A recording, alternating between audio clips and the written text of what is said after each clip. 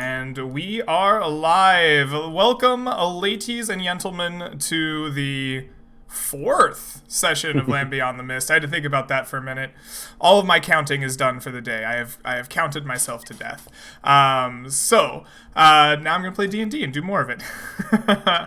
I'm excited to play. We have a mostly brand new cast of characters here. We do have another returning player from the Miss. But like we always do to start out, I want to turn the floor over to you all for a second to introduce us to who you're playing and, get everybody kind of caught up with who you are. So I'm just going to go in order of the cameras as I see them. So we'll start with Cold Like Bryce. You were returning with Arlo, I presume? Yep, playing Arlo again. He's a bit more wary this time to go out after last time having a near-death experience and hearing that one of his previous party members actually got killed on his second outing. He's certainly approaching it with a different view than his first outing he did. Mm-hmm. What is that different view for you? What specifically has changed about your outlook? He's looking at the world like a lot more dangerous than it is, a lot more complicated than he might have anticipated. Mm-hmm. He didn't expect for, people he knew and got to know yesterday go out and die when he was, miles away the next day after that. He's honestly a bit scared of what might happen to his future and current party companions. And I think that's something I'm excited to explore with him. All right. Well, I'll be excited to see how that plays out. And next up, I have James. You're playing Jonathan, I think. Go ahead and introduce yourself and your character to us. Hi, I'm James Giver. I'm playing Jonathan Robinson. He's a dual-wielding ranger. Mm. He's a bit of a mama's boy, but he was raised by his father a lot. His father was a knight, and he learned his sword fighting from him. And in his hometown, he's that kid that everyone kind of went to when they had problems. So he kind of feels like he knows how to do things. So he's been in this tavern and he's been hearing all these stories, and he's kind of worried a little bit, but at the same time he's they just don't know what they're doing. It's fine. Jonathan's got this. Somebody cue the Darkest Dungeon narrator here. Awesome. Well, it sounds like you kind of grew up in a pretty stable situation as an adventurer. Are you from this area? Is that how you got to Farfield Keep? Or what brought you out from your hometown to Farfield Keep beyond the mist? Well, after a while, the town just kind of got old and boring, and, my family seemed to be doing fine. They were just retired. Mm-hmm. And Jonathan was like, well, I want to go see what's out there in the world. So he kind of just went out to see what's out there and hoping that he could do his best. And on his way out, his father gave him the family sword. And so he's just carrying that around with him and treasuring it and hoping to figure out what's out here in the world. All right. Father's treasured sword. We'll add that to future loot tables. No, I'm sure you'll make it back. All right. So next up, Zymox. I believe you're bringing Lake to the table. Why don't you introduce yourself and your character here for us? Lake is a local, except his family or him and his mom were hermits, kind of in the outskirts of the whole general area. And he's a cleric of nature, and he kind of hit his religiousness when he was really young, when he was out there kind of, living on the edge of society.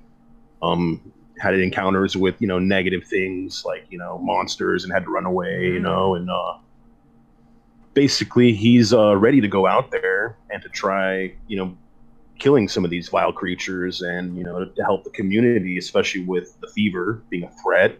The honeysuckle is an important thing for the community. Mm-hmm. And this big old tall 6'5" orc, he's kind of skinny, but you can't really tell with his armor on that well. But he's ready to go out there, and he's got these new friends. And definitely hearing that Arthur died. He probably only met him a few times at the tavern, but still, things are getting serious out there. There's more people going, and we all got to do our work, All right. Wow. It sounds like you might have some conflicting motivations a little bit. There might be some resentment to the monsters. You're excited to go kill them, but you also have this commitment to the community. How does that play out for Lake?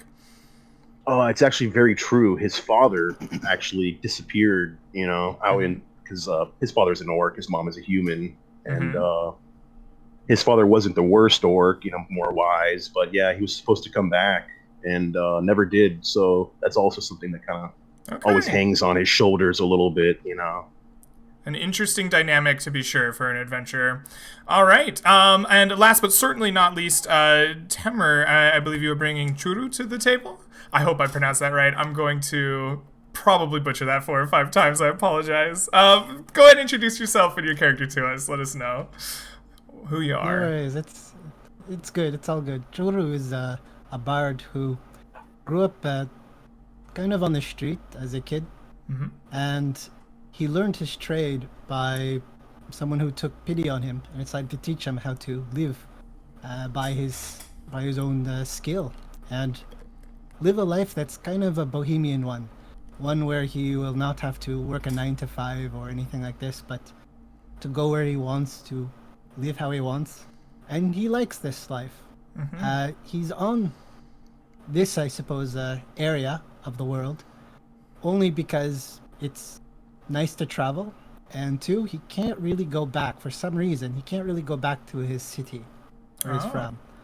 It was an event that requires him to move on a bit quickly, and yeah, he's a human. He's very, very sickly looking, but he's willing to go where the wind blows him, and hopefully make some money while doing it. Very nice. So you obviously couldn't go back to where you're from, but the winds seem to have blown you all the way over the Mist Mountains into this brand new, kind of dangerous land, well known for having settlements go out and then fail. Was there anything in particular about this area that drew you, or was it just pure happenstance that got you all the way out here to the fringe of kind of civilization? Mostly it's some place where no one knows him. Where he's not really well known. When you are going someplace where hopefully to probably make money, hide out, frontier is not the worst place to be. Certainly not. All right. Well, thank you for your introductions, everyone. I am excited to play. So the 4 of you have gathered here in the Farfield Keep and in the Cloak and Stagger.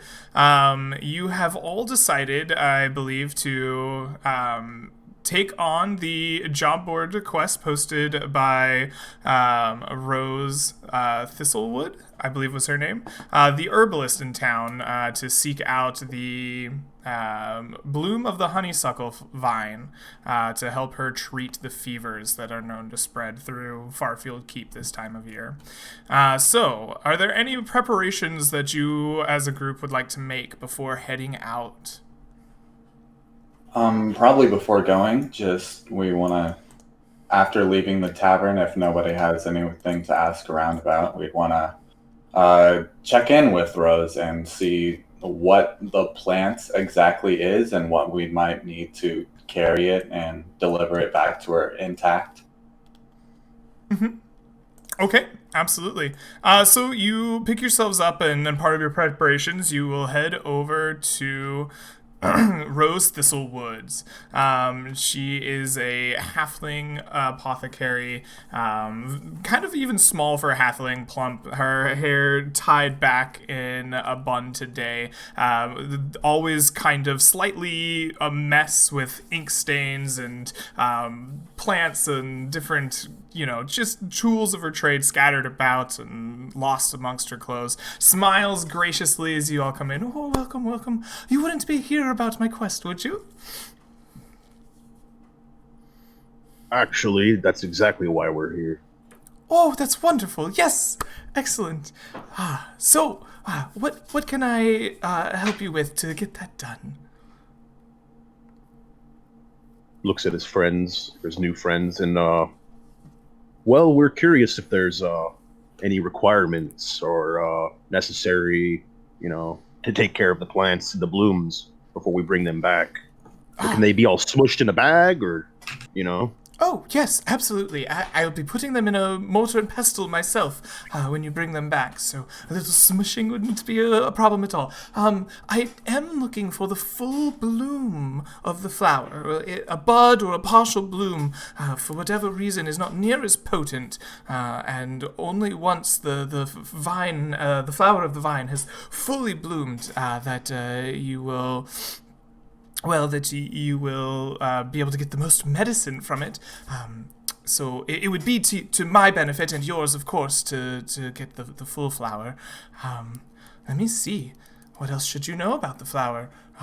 Its smell is very sweet, even intoxicating so. I wouldn't drink it, the nectar, or put it in a tea or anything. Not without knowing what you're doing exactly. I don't know. I've never actually been out to the fields themselves. I always pay people to bring them back to me. Not much of an adventurer, you see, much more of a maker of things. Do you know anyone who has been out there we could talk to? Sure, I believe so. You could probably look up old Witha. She went out there. She owns the tavern now. Also, there was a mighty dragonborn the other day, gold scaled. He used to adventure until he lost his arm. He was telling me all about it. I believe that he once supplied the blooms. Let me see. What was his name? Oh, names always escape me so much. I believe his name was Draco, because I'm very creative, and you could probably find him in town. Thank you. Forgive me for not knowing the plant instantly, but I don't think I know what it looks like. Can you give us a description? Oh, of course. So the vine is not mistakable at all. It is thick like an arm, right? As big around as an arm, and it wraps around trees in the swamps. It actually, very interestingly enough, is kind of a parasite in the swamp. It eats away the nutrients from the trees themselves. But the flowers, the buds inside are quite beneficial. Many animals are known to eat them and to drink their nectar and hoard them. I know that if you plant them like fertilizer, you will get very, very good soil from the blooms themselves. But they'll be tangled and twisted around the shrubbery. I know for a fact that according to adventurers, there's a large bloom of them in the lizard marsh. If you go far enough west, you should fairly noticeably find it from the smell, this intoxicating sweetness coming from the vine, and of course they'll just be wrapped around everywhere. The flower itself blooms about, as large as not my hand. Mine are very, very small, but probably yours. Be about the size of your palm, fully bloomed. Flowers in red and gold, and you would immediately recognize them, I'm sure. And how many of these blooms do you need? Oh, as many as you could take, of course.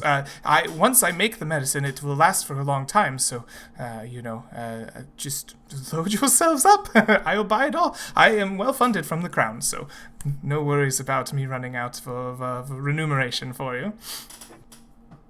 Have you ever tried to cultivate a live plant? Oh, yes. Not such good weather for that around here. They tend to die off in the cold of the winters. For whatever reason, the swamp stays warmer, I would presume. Otherwise, they would die in the winter there, too. But there they are. We'll look into that, I guess. Maybe if we have a chance. Excellent. Interesting. Thank you. Oh, of course. Anything to help you out. Wait for anybody else if they want to talk to her. I'm good. All right. So you've gathered information from Rose Thistlebloom, and anything else you want to do before heading out? With her? We talk to Witha, sure. Yeah. You head back into the tavern with is easy to find. She's always around doing odds and ends, or keeping care of the tavern, doing odds and ends. And sure enough, you can find her. She kind of looks to the four of you. Yes, what can I do for you? We're curious about the anything you can tell us about the honeysuckle grove. Anything you might know about the threats we'll find when we get there. The grove itself is quite an intoxicating place. You would do well to try to keep your senses about you. When you go too deep in, it can be overwhelming if you're not prepared. Other than that, no, nothing more out of the usual than anyone else that goes into the lizard marsh. You know, there's some large lizards and small lizards and lizards that walk on two legs. If you go at the wrong time of year, be careful of the sturges. They breed in the swamp. If you find a bunch of them that are all emerging at the same time, you don't want that, promise. What might we want to be keeping a lookout for? You said keep your senses about you. Yes. I knew someone once that went into the lizard marsh and never came back out. When we walked in to find him, he was just lying there, sleeping in the grass. I think the scent has an intoxicating quality. I think the flower itself is a narcotic of some kind. You'd have to ask Rose about it. But in enough concentration, I suppose it could affect the mind.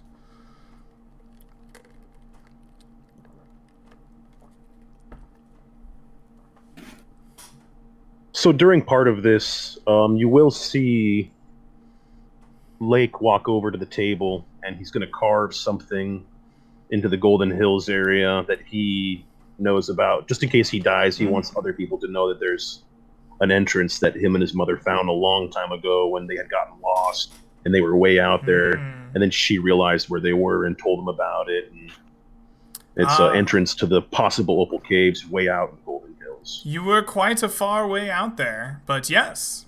You, as you're in your hermit background, did find an entrance to the Opal Caves.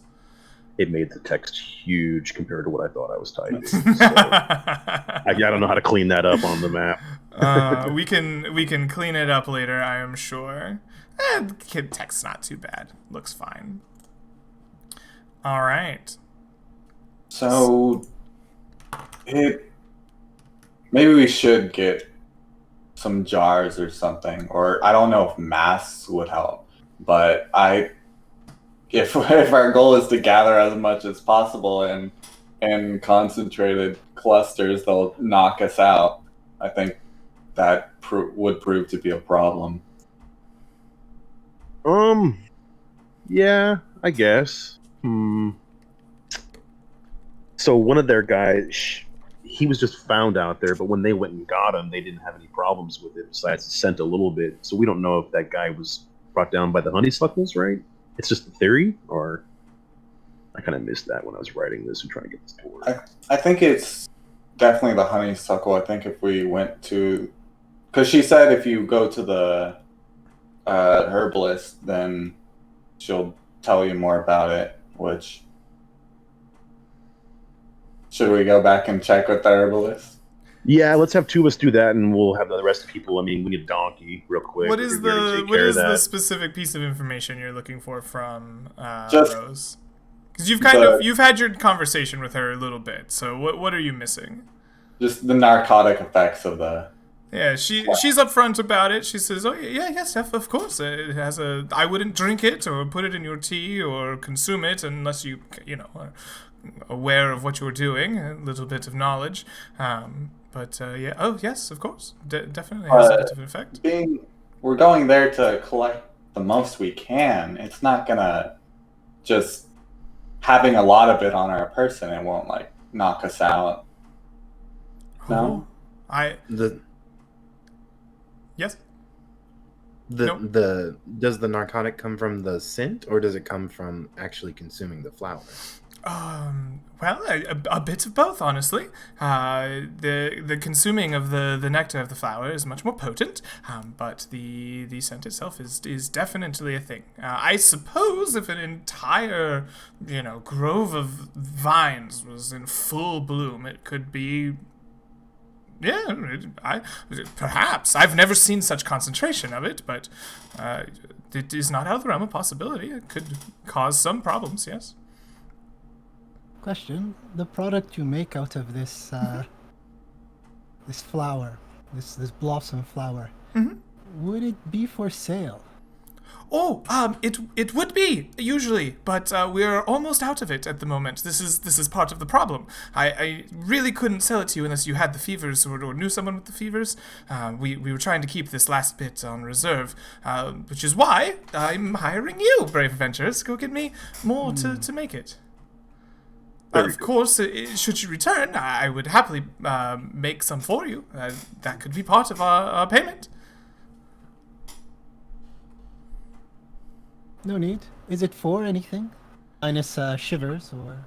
Oh, well, yes. For whatever reason, the people who come here from beyond the mountains tend to catch a particularly nasty bit of fever. We didn't have a lot of cures for it for a long time. My grandmother actually created a small poultice, basically, out of the many ingredients, but the main one being this bloom of the honeysuckle, and it proved to have pretty good effect. And over many years, my family has been refining the recipe, and here we are today, where it works quite well. The only issue is the ingredients are quite hard to come by sometimes.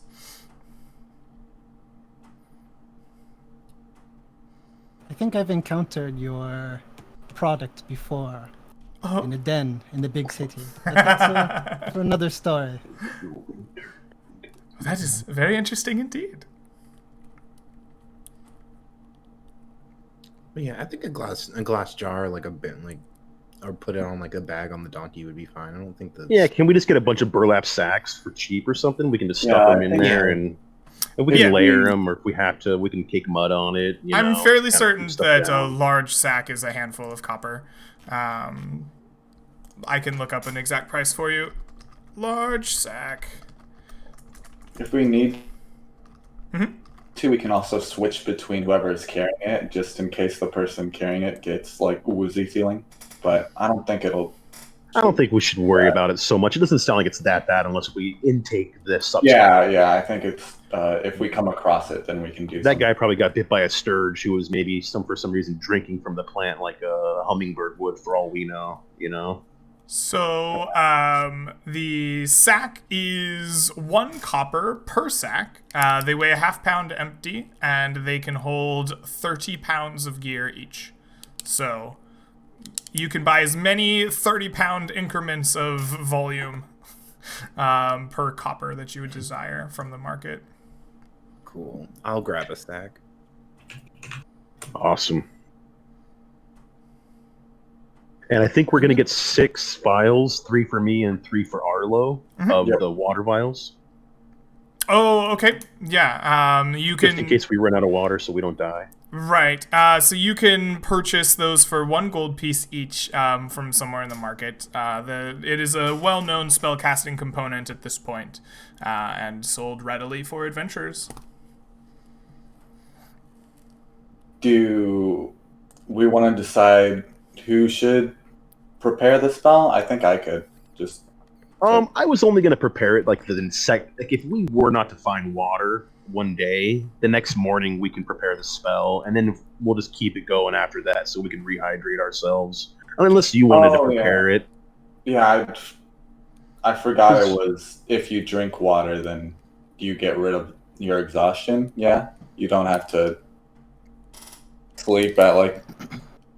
Well, we'd use up all the water we were carrying on the day we didn't find water, and so the morning after, we should be able to, we might be a little, but I don't think we need to spend a slot on it the whole time we're traveling, unless you really wanted to. Okay. Yeah, I just thought it was more of a problem than I assumed it was.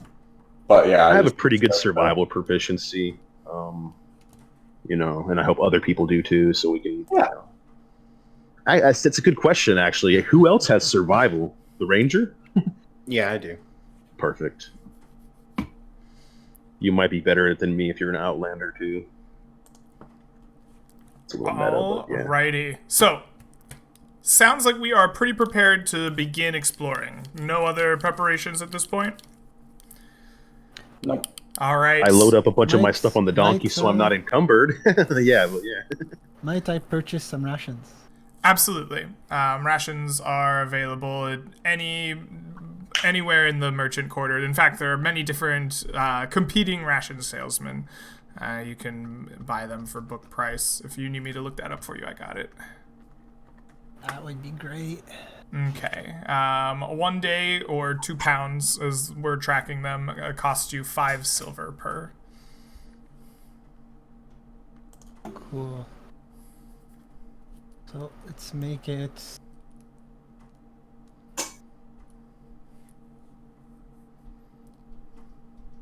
I basically put a very stuffed backpack on the donkey. All right. We'll stuff it on the backpack. Let's buy 2 pounds each person, each party. I'll buy that.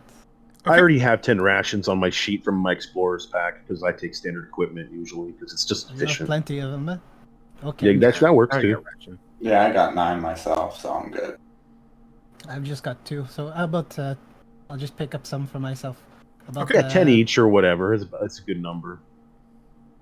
8 pounds then. 8 pounds of ration I'll pick up. All right, perfect. You haggle with the merchants and buy your 8 pounds of rations. So, as we are going to set out, the first question is anyone encumbered? Sounds like we have been loading up a donkey, so that should be taken care of. Who is going to be acting as our navigator as we go out into the lizard marsh? I can, I guess. Okay, awesome. It's probably either you or me because I think we're the only ones who are capable. I got 6 in survival, so. Oh, cool. That's good to know. That's actually better than mine, so go ahead. Yeah, that's better than mine too. Okay. Well, Sounds like the party cedes that to Arlo, who already has some experience having head out into the. Yeah. Into He's our the senior lands adventurer. before. Yeah. All right. So Arlo, you are going to be acting as navigator. What I will need for you as you guys head out is a excuse me, is a heading. What is your planned direction? What is your route you're taking, and a navigation check as you begin your day heading out. Do we want to just go west for the first day? I feel like both honeysuckle, lizard marsh, whatever it is, it's all we can go west for a day, just straight. I guess I was thinking we just take a direct south by west course, because I think in general we should get, and it seems like there'd be more hills than swamp that way, which I think would be a little easier. But if you want to head west for a day and then we could head, southwest, that might be okay too. I just want to go more west than. All right. More west than south for now. So. Heading west with the intention of going to the honeysuckle grove.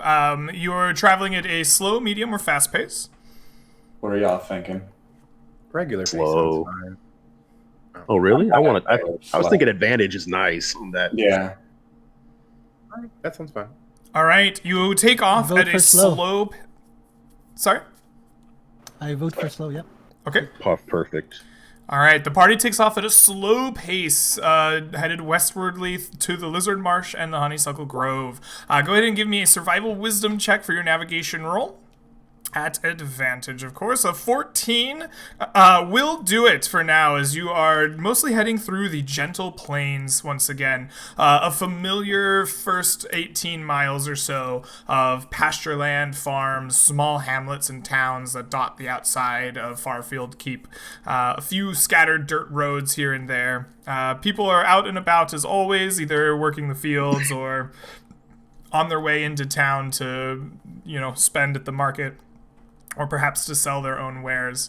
And you have the opportunity to have a little bit of chit-chat with them. as the day progresses, you begin finding yourself outside of this kind of little confined area, and as you head westward, the Lizard Marsh comes into view. It is a wetland full of kind of soggy ground. As you begin walking through it, your feet kind of suck into it. You can tell it's just a muddy, mucky mess. At times there's standing water on either side of you, ferns and brushes, and just like the underhang of swamp is kind of all around you. There are a few trees dotted here and there that hang low down to the ground, and there are mosses and vines. And how many people do we pass along the day? Over your first 18 miles of travel, you pass 68 people. Do any of them look like they're an older person? I could just ask them if they know the best way to the honeysuckle grove, if they have any clue. They might have seen a lot of people come through here. You ask your way through, and these are not adventurers. These are the people that kind of live off of the lands around Farfield Keep. They are the general farmers and cobblers and just townsmen around the keep. And they'll kind of point you westward. They say, we see adventurers go to the Lizard Marsh all the time. They travel that direction far out of town, but none of the people that you meet along the way are adventurers that can point you to the spot. Cool. Thank you. Awesome. Once you are in the Lizard Marsh, I did not roll an encounter for you today. You are clean of encounters, so your day kind of passes fairly uneventfully. You go your full movement. And what is it like as you're heading westwardly here, first through pasture lands and then getting your first taste of the swamp until the sun begins to set? Personally, for Arlo, it's a lot different than the first time. The first time it was more looking out for anything can see, anything he can learn about. He's never been in this part before, so it's all new, unexplored territory. And now it's more of a more serious endeavor for him.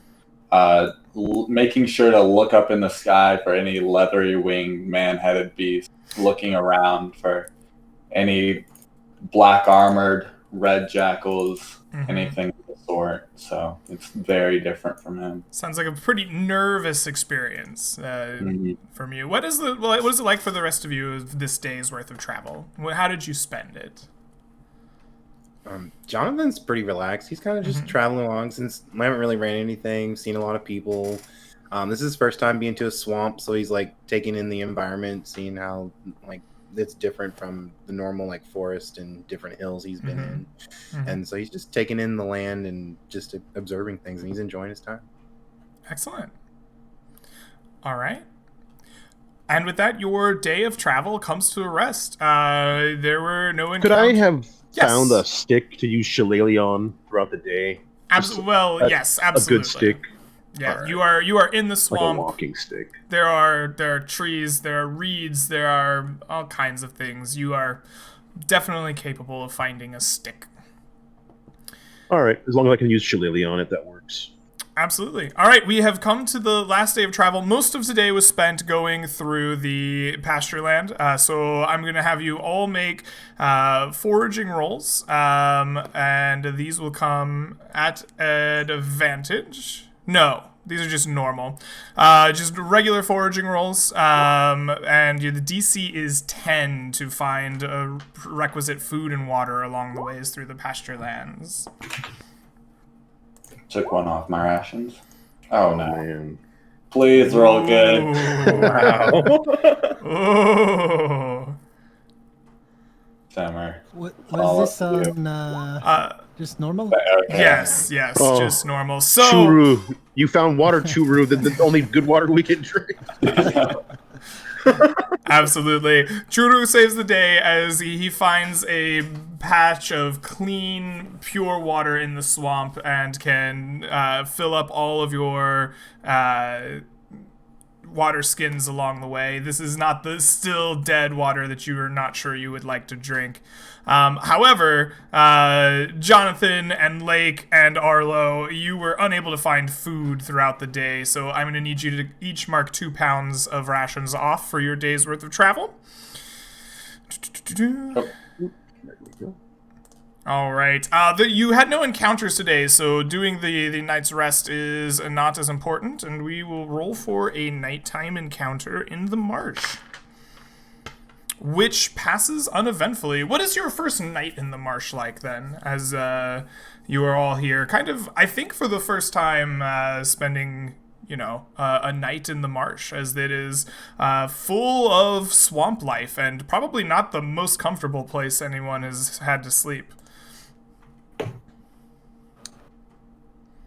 For Churu, he's just basically, he's slept in colder places. He's slept in worse places, less friendly places. He's just amazed at all of the wildlife, and he's just literally drinking in. The birds walking over here, he's singing to them. He has a little shirt pocket that he talks to. And he's just enjoying everything. And when night comes, drums and plays. Not very loudly, very, very softly. Almost like he's singing to himself in a little bit.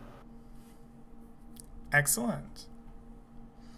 Yeah, Lake will make some tea. He does have a teapot and 2 little cups that are, gets him off the donkey and, brushes it down or whatever too. For Arlo, and yeah, I'll make tea. I only have 2 cups, but he'll give them to other people and probably just drink out of the pot, very carefully. Oh, very nice. All right. Well, a peaceful night full of quiet singing and drumming and very delicious orcish brew is spent, and it is once again morning amongst the lizard swamp. Navigator, I will once again need a route and a pace from you. Seeing as we're already at the marsh, should we just go south? We could. Yeah, a day west, a day south, I think is legit. Yeah. Sounds good. Okay. Slow pace again? Yeah, right. I mean, it gives us advantage on our navigation, which I think not getting lost is a good idea. Okay. All right, sounds good. So your intention is to head south as you first reached the swamp, and then we were going at a slow pace. Go ahead and give me a navigation check here. Your DC in the Lizard Marsh is much more difficult than in the plains or the pasture land. The swamp is very thick and dense and samey, and finding your way is hard. Your DC is now 20 on your navigation check. That would be a fail then. Oh, you already rolled it. Okay, perfect. The 14 is indeed a fail. So tell me, what is it like as you get a little bit turned around? How do you I want to use the notice help that you're action. lost? He already has advantage. yeah, I missed my bad. Certainly, the party may be relying on Arlo for his experience. Arlo finds it quite quickly that these are not the fields that he was traveling through the other day, and maybe I bet our boots are all soaked too. Yeah. Just extremely uncomfortable. Maybe everyone's focusing more on that than the twisting, just easy to get lost in swamps that we're in right now. Yeah. All right. Well, you're twisting around, going through these swamps. The thoughts of this not being your planes go through your head. You're all traveling slowly and carefully. I want you all to give me perception checks about midway through the morning, as you are trouncing around trying to get through the swamp.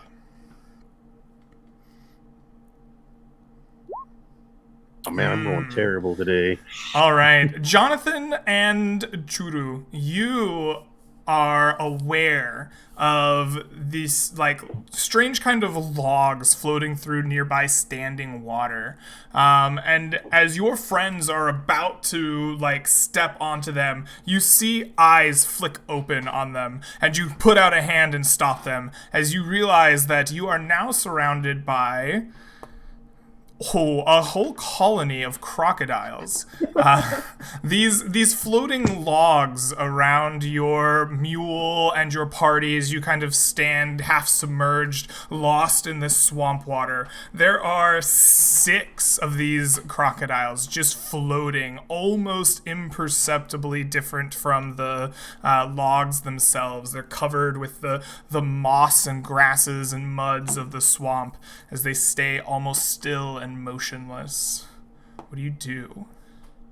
Are they all in front of us, or do they surround us? You take a quick look around, and you notice that the majority of them are in front of you. In fact, 4 of the 6 crocodiles are in front of you. But as you kind of do that thing where you turn around, you see these kind of floating logs of 2 additional crocodiles kind of behind and to your flank. Is there any trees beside us? In this part of the swamp, yeah, of course. The trees are not like dense like a forest, but everywhere in here they're kind of dotted here and there, and you could definitely notice a tree nearby. I'd like What time of day is it, too? This is early. This is like in the middle of your morning trek. This was on your first encounter roll for the day. After seeing the crocodiles and pointing them out to the group, I'll kind of like start walking over to a tree and try to like get up in it a little bit to like get out of the water. I was more imagining that we should just crowd around our donkey and slowly turn around and make our way as one giant group kind of close together to confuse them a little bit and seem like a really big creature. And then we should just kind of slowly make our way back and out of here. Not towards the 4, of course, because that's, that's bad news. Yeah, Arlo will also go near the donkey and just kind of motion for everyone to come together slowly and just point the way we came from. So it sounds like Arlo and Lake are trying to form a group around the mule that they've brought with them. Jonathan, are you still going to the tree, or are you going to join your party there? After seeing Arlo like wave me over, I'll come join them. Okay. How far away was that tree? 10 feet. Oh, okay. Pretty close, actually. He might have been up the tree a foot or 2. So the 4 of you begin surrounding your donkey. It sounds to me like what you're trying to do is like outsmart the creatures, maybe intimidate them by becoming this like big kind of blocking group. All right. I will have. I'm gonna get my sword. I'm gonna get my shield and my mace out too, and be like, "Let's be ready, though." I'll prepare. All right. You have Adventurer Voltron around the mule. You become these large, as big as you can, and you stride slowly but confidently past the crocodiles. Who has the highest nature among you? The best nature intelligence check. I have a 5. Mine's only a 1. 0. 1. Looks like it's you. All right. So it sounds like Churu has the highest at a 1. Is that what I heard?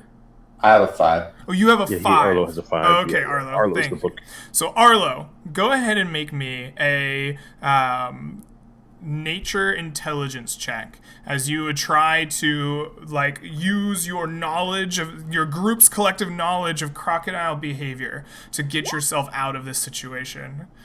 And they will roll how hungry they are. They're very hungry. You begin making your way Voltroning around the mule, trying to go past the 2 crocodiles instead of the 4 in front of you. And the nearest crocodile doesn't let you past. It attempts to leap out at you and bite, sensing that its lunch is trying to get away, or I guess at this point, second breakfast is trying to get away from it. Go ahead, group, and roll me some initiative against these crocodiles. Ooh, wow. Jonathan with the 23. Oh shoot! I didn't realize I did roll it. Lake, I'm gonna take your 9 there. I got a 9. No, I'm sorry. I didn't see it. I thought I had to click like the yes, no, or whatever on the second question. Right. Excellent. Let me roll really quick for these crocodiles. The crocodile will go at 16 initiative. The 4 behind you don't really seem to be too bothered, but the 2 that you are trying to walk past are the ones that are aggressively moving at you, jaws open. Jonathan, you are on high alert. You are ready to rumble as this crocodile begins lifting itself out of the water. What do you do?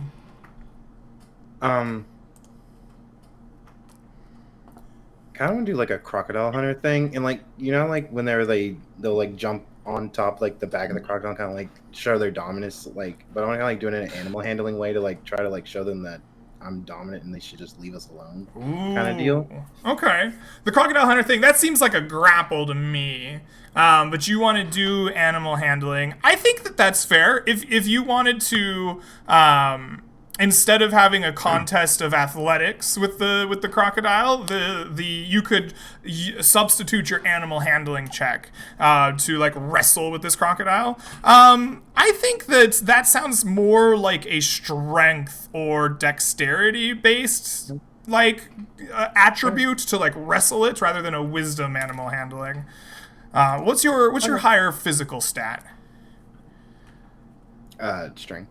All right, why don't you make a strength animal handling check opposed by the crocodile's strength to kind of like grapple this thing and get it under your control and assert dominance. Would that just be a normal strength check? It would be strength plus if you are proficient in animal handling, you would apply your proficiency.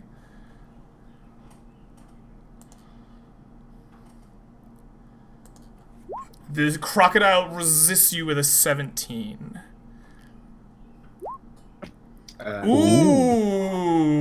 Interesting. You are definitely stronger than the crocodile. You have a higher modifier to that roll, and so you dive on this thing. You begin wrestling it back and forth, and then you get it pretty much under control. You are like on its back. You've got its snout kind of like caught in your arm, and one of these two crocodiles seems to be pretty well subdued by Jonathan and his quick thinking. Down under ways. That's awesome, man. All right, is pretty epic, actually. Yeah. Epic. So the crocodiles are the next to go. This first one that you have like locked down, it just goes like limp for the moment. It is well locked down, and you've got it under control. The second one though will rise out of the swamp water and will take a chomp at somebody. It wants second breakfast. And it will take a chomp at Arlo. You are the one closest to it, according to the mighty D4. And so, the creature rises out of the swamp and will attempt to bite you with a 20 on its bite. Yes. It sinks its large mandible into you, taking 10 piercing damage. You are now grappled, essentially, by the creature. Like, this crocodile has latched onto you with its bite. Please roll me a either athletics or acrobatics, however you wish to. Describe to me how you want to escape the grapple, but you get a check on the first bite to escape it here. Yeah, it clamps onto me, and then I just try to like shove it off of my arm. You're just shoving it away? That sounds like strength athletics. Yeah, but you do not. You are just latched onto this creature, or latched onto by this creature, and that ends the crocodile's turn. The next to react, Juru, what do you do? Churu sees the fight of life and death happening in front of his eyes, and he casts an Eldritch Blast at the one that chomped on Bryce. Absolutely. Go ahead and roll me attack roll.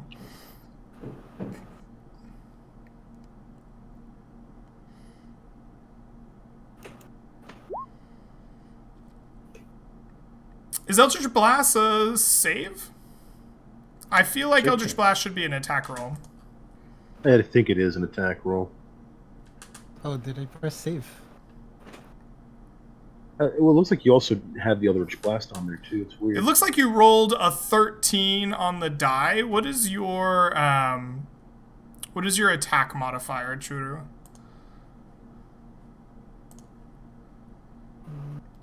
I'll take a look at your character sheet. I believe it's just 1d10, if I'm correct. Perhaps I've also... Okay, so... My assumption was flat 1d10. That's the damage, but there should be an attack roll component for it that is modified by your spell casting modifier. And you are a bard. You get your proficiency, which will be 2, and your charisma modifier, which will be 3. And so the d20 should be modified by 5. So it looks like you rolled a 13 on the die. That's an 18. That'll hit the creature. Yeah, that. However you rolled that second time, I think is correct. I was making the adjustments as you were telling me. Okay, we'll take your first roll though. Yeah, no worries. We'll take your first roll there. So the 18 will hit, and you did 4 force damage to the crocodile. What does your Eldritch Blast look like as you unleash it on this crocodile? It looks like a beam of blue light that comes from my hand. I just sort of like, oh no, then kind of point to it, then boom. Oh no! Yes, exactly. Excellent. So that's the one that's just latched onto Arlo right now. That's the one that's just latched onto Arlo, yes, and it gets exactly blasted by a beam of blue light for 4 damage. You see moss and like swamp gunk just like kind of blast off of it in a spray, along with some scales and flesh. Definitely a painful experience. Excellent. That will bring us to Arlo. You are currently just latched into this creature and are currently grappled. What do you do? Smacking it with a mace. Foregoing your escape to hit it. Go ahead and swing with advantage with your mace as you are in the grappled state. That is a 20. That'll hit. Yeah. Go ahead and roll damage. Excellent for 9 bludgeoning damage. All right, that is very strong. Let me take a look at this here. The crocodile, unfortunately, is not too hurt yet. It takes the bludgeon and it like rolls around in the water, the little bit of blood seeping from it and mixing with the swamp, but it holds its grasp on you and intends to chomp you up. All right, and that brings us to Lake. You finally are ready to act. You see this creature latched onto your friend, another one being wrestled by Jonathan. What do you do? I am gonna just walk up and hit it with my mace, I guess. I already said I had it out. All right. Excellent. Go ahead and give me an attack roll as you walk up to just smash this thing that's biting your friend. 12. That matches his armor exactly. Go ahead and roll me some damage. Thank goodness. An 8. All right. Ooh. All right. Between the bludgeons from your mace, this creature is starting to definitely look worse for the wear. It is still latched onto your friend, however, and continues to try to chomp down. Excellent. That brings Has us to the Arlo top. looking like he's been hurting by it yet, or is it just latched on? Oh, he definitely took 10 piercing damage on the initial bite. Yeah. Okay. Yeah. Excellent. So, that brings us to the round. Jonathan, you have this one crocodile wrestled, and you've got it locked in perfectly, and it seems to have gone docile in your grip for the moment. Do you continue that, or what do you do with your turn? Well, if it's like kind of subdued to the point to where if I like threw it out and like kind of kicked it and it would run away, I'd probably do that. But I don't know exactly what it's gonna do, so I'm kind of like, I'll kind of look over my shoulder, see how everyone's just kind of like bashing the crocodile's head in, and I'll just be like, and I'll just kind of jump off the crocodile and pull my swords out. You release the crocodile from its hold. All right. Mm-hmm. You give me an additional animal handling check as you release this crocodile. Let's see how cowed it is by you when you let it go. Okay. Quite cowed indeed. Go ahead and take your turn. You pull out your mace to go bash the other one, is what I heard? Or your sword. Yeah, I'll go walk over to the other one and just finish it off for him. All right, give me a roll to hit.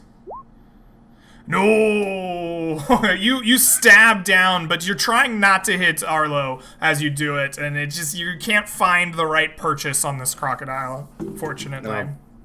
Then I'll just whack it with the offhand. Okay. Nice. That's right. Dual wielder. Oh, this time you find the way. Wow, +7 damage. Yeah, this is the offhand, so it should have a -4 to that total, so only 10 damage. Because it shouldn't have my strength modifier added to it until I get the feat. Nice, nice. Okay, very good. So 10 damage on the crit, and you slay the crocodile that was latched on to you saw the crocodiles, you wrestled the crocodile. Yeah. Shit. That brings up the crocodile's turn that you let go, Crocodile hunter. and sure enough, it is not pleased by being wrestled, and it swims away past, like around you, back to where the other 4 crocodile are waiting. They do not seem to be particularly interested in trying to eat you any further. And so you are once again unmolested by crocodiles and are able to like surround your mule and get out of this part of the marsh. Can we drag the carcass with us too? Yeah, absolutely. That's good meat. Yeah, we're gonna gut it once we get to some dry land, and then throw whatever we can on the mule and carry on. All right, you drag the carcass some feet away until you feel like you're in a kind of safe place. You find a drier area of the swamp, a little bit of an elevation, some stones, and go to work on it. Who's butchering the crocodile? I'll ask John if he wants dibs. If not, I'll clean it for him. Yeah, does anyone have a knife? Oh yeah, I have a dagger. Alright. And then I'll just gut it, start at the one end, get around the things, and just, All right. take all the guts out. All right. Let's Like, see how you're gonna get a cape out of this, crocodile hunter. Or I've always wanted some boots, some new boots. hey, nice. All right, let's see how effective you are at cutting this thing open. You seem to be a proficient field dresser Survival? of the animal. Yeah, survival seems good. This seems kind of like a dexterity check to me rather than wisdom. So let's do... The bonus is the same. Okay, yeah, then roll. If it's the same, just roll either one, and we'll make it happen. Ooh, it's only an 8. Man, I'm not rolling very You good do today. successfully butcher the animal, but unfortunately, in the process, you ruin a fair amount of the meat. The hide is intact, as you know proficiently how to take a hide off, and you do get some meat. Unfortunately, of the available crocodile rations, you were only able to collect 6 pounds of edible, usable crocodile meat. Yeah, I probably like pierced some of the organs too much and into the meat, and I ruined. Yeah, it happens. Yeah. I actually think it was when he sliced it there, but it's okay. Try to blame Nah, me, but Very well could be. All right. So that is the end of your encounter there. Are we heading back out on the trail, or do you have something else you'd like to do? Back to navigating. Are we changing pace or direction? I think same pace, same direction. All right. You continue on through the swamp, slow going through the muck, and the rest of your morning and afternoon go by relatively uneventfully. You have kind of gotten yourself back on the path that you wanted to go. About the time you hit that afternoon, you realize you're coming up to the kind of edge of the swamp. Having gone fully west and then south from the beginning of the swamp, you see that the swamp itself touches up against the mountains themselves in the mist. After going enough miles, the swamp kind of ends in a few miles and thinning out enough that you can see through it. And from the other side, the tall plains, the tall mountains rise up, showing kind of the edge of this land here. You do a quick calibration based on kind of where you think you are, and you think the rest of the Lizard Marsh and the Honeysuckle Grove continues on to the west. And so you recalibrate and spend the rest of your day kind of going back that direction. As you are making this trek, the four of you spot an unusual thing. It seems that at this kind of edge of the swamp here, a large owlbear has made its way down out of the mountains or from somewhere else and has found its way into the swamp. You, of course, approach it very slowly, taking note of what's going on. You see that this owlbear is trapped.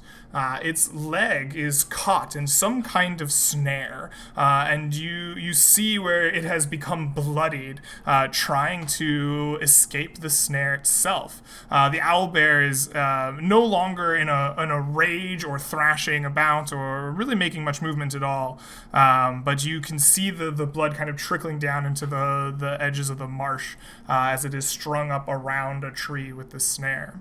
What do you all do? I'm going to ritual cast Speak with Animals and hope it works, but I want to go and rescue it. What do you think, John? My bad. Didn't mean to interrupt you. No, you're fine. Yeah, I think we should go help this poor creature. No one deserves to be treated like this. We'll start approaching it slowly. Okay. You begin approaching it slowly. The owlbear begins to notice you as you approach. Can we give it 10 minutes before we approach and I can actually cast Speak with Animals? Okay, so I wasn't sure if you were going to do that once you got there or for now. Okay, you stand where you are for 10 minutes doing your rituals. How do you... You're a cleric, right? So what does your ritual casting look like? Cleric, I'm sorry. Lake gets down on his knees kind of and sits back in Seiza, or whatever would be called for orcs. And he kind of meditates for 10 minutes and he does a little bit of arm movements and just some breathing exercises and a little prayer, basically. And then when the 10 minutes is over, he stands up from his meditation. Mm-hmm. Is anybody else doing anything while Lake is meditating for 10 minutes in the swamp? Keeping an eye out. Yeah, I'm probably just watching the owlbear, see if it's doing anything. Okay. Your 10 minutes pass, and you have casted Speak with Animals, and now begin to approach the owlbear. As you do so, the owlbear notices you, but doesn't make much of a movement other than to cock its owl-like head and stare with its beady eyes at you as you approach. Definitely an air of caution and tension comes from the beast. Yeah, I'll attempt to ask if it understands me, if I can even communicate with it. I'm not sure if this is going to work, really. I hope. Let me look up the actual text of Speak with Animals here. Beasts for the duration. I do not. Let me double check an owlbear. It might be magical or something, right? I was thinking it could very well be a monstrosity. An owlbear is in fact a monstrosity. So you casted your speak with animals, and you attempt like a bear-like dialect and an owl one, and the creature just eyes you. It does not respond in your magical language. I'll try orc and lizard folk language as well, just in case it speaks either of those. Just then I will start telling it that we're going to cut it down. We're going to get you out of there. Please don't attack us. When you speak orc, it continues to monitor and watch you. But as you speak the tongue of the lizard folk, it opens up its beak and lets out a grizzly bear roar at you. It's very clearly agitated. At hearing this, it renews a little bit of its thrashing for a moment until the that must snare be sinks into whose trap its leg. this is. I'll like cup my hands together and start making like little bird noises, and like, I'll back off too after I upset it actually, and then I'll let him do the rest of it. Okay. Yeah, and so I'll start making some little bird noises, and then I'll try like put my hand out to calm it down, and I'll grab some of the crocodile meat that we had, and like hand it, like slowly approach it and try like feeding it to it and like letting it try to like pet it and like calm it down. You give a very calm demeanor, but it's already been riled up a little bit. It spies the meat, though. It does want meat. It allows you to approach, although cautiously, and as you like reach out with some crocodile meat, it snaps it up with its beak. Eats the crocodile meat whole, kind of the way birds do, cocking its head back, just like all slides down. It's probably very disgusting, but it allows you close enough to do that. You reach out and kind of pet its weird feathers on its like neck and rough area. It allows this, but it doesn't seem to be like being friendly as much as it's just watching you after you fed it. All right. And after I've like pet it for a little bit, I'll like try to like approach the trap a little bit, and I'll see if he freaks out when I get close to his leg or whatnot. No, it's quite happy with you at the moment. It doesn't freak out as you approach the snare. Okay. And I'm gonna try to disarm the snare. Okay. The snare itself is fairly simple. It is a rope with a like kind of self-tightening knot, very similar to a noose. You see the broken remains of what was some kind of wooden apparatus that must have held the mechanism that the bear stumbled into. There's the reeking smell of like rotting meat that was on top of or a part of this apparatus, kind of emanating from the swamp itself, but the knot is just simply tied around this tree and then has cinched in deeply to the leg of this bear. Okay. So I will take out. Let's see. So it's just a rope around his leg? Essentially, yeah. It's a cleverly tied one, but essentially. Okay, then I'll just slowly like pull my sword out and then begin to like saw it and try to cut it as gently as possible without like any quick motions to scare him or nothing. All right. You begin sawing at the rope, and sure enough, you slice right through it. The rope frays and breaks. And the moment this happens, the owlbear just like gets on all fours and begins like running out of the swamp. It just bolts out away from you, and you can tell it's limping and not at full capacity, but it just hightails it out of the swamp as fast as possible. So did we feed it all 6 pounds of the meat? Should I write that all off? It was just a handful. I would imagine that we can count that as one ration, right? You gave 2 pounds, right? You gave a measured amount of meat to the creature just to keep counting reasonable. I'll pat John on the back and be like, "Wow, I didn't mean to screw it up so bad there. This must be Lizard Man trap." Nah, you just gotta treat every creature the way they want to be treated, and it works out. I'm happy y'all guys would stop for a creature like that. Yeah. After seeing it run away, I say that it must be smarter than us. And then we continue, I suppose. Very nice. Probably. And with that, it sounds like, yeah, you continue making your way. The final encounter of the day happens towards night. This time, none of you see a monster or anything, but as the sun is beginning to set as you make your way westwardly through the swamp, you stumble across a strange-looking kind of clearing and grove in the swamp. You find that the trees and the ferns and the shrubs kind of stop at a certain point in like a circle around this grove, and the marshes kind of dry up, and in the center of it you see a small stone fountain. The water appearing to just erupt from the center of it and splash down into the stone. The stones themselves are clearly old, and they are moss covered and full of the greens and blues of millennia worth of fungi grown on it. But the area itself doesn't have the rest of the kind of swamp-like aesthetic.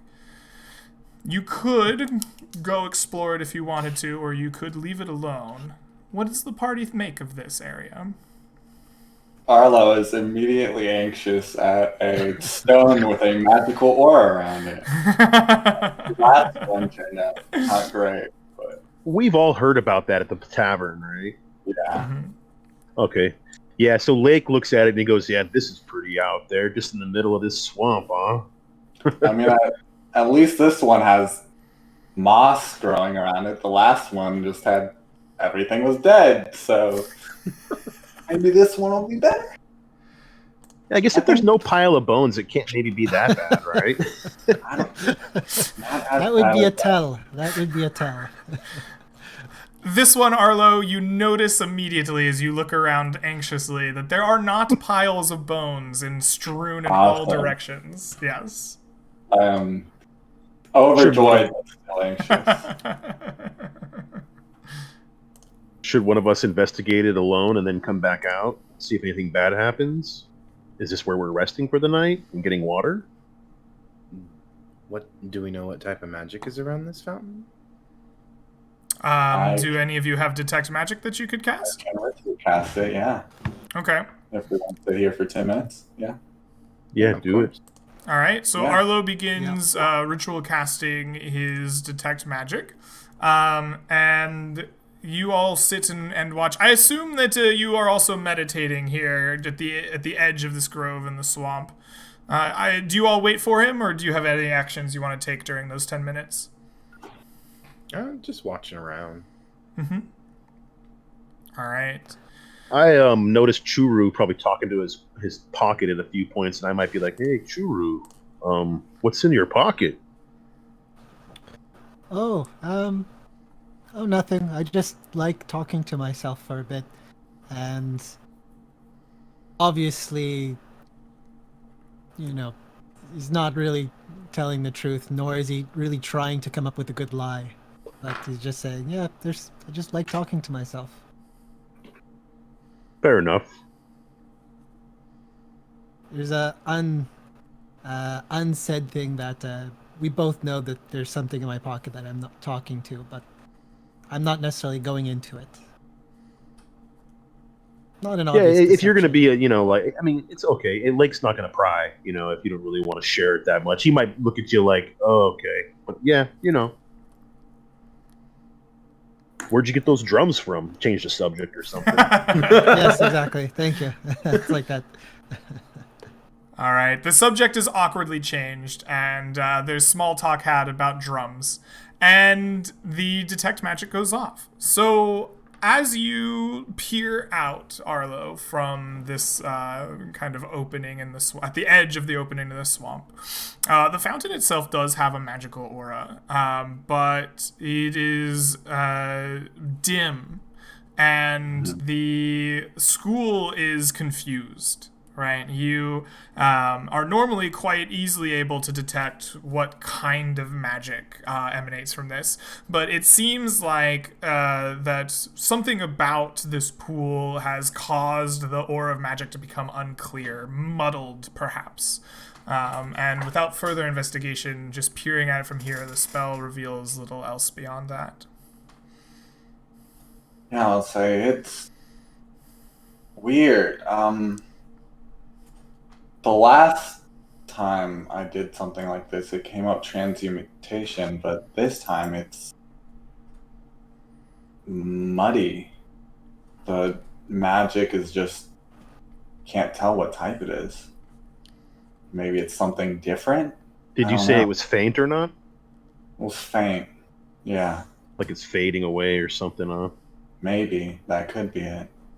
I'll take one of my vials from my herbalism kit, and I'm going to go up and just get one sample of water, cork it, and then make my way back to the party.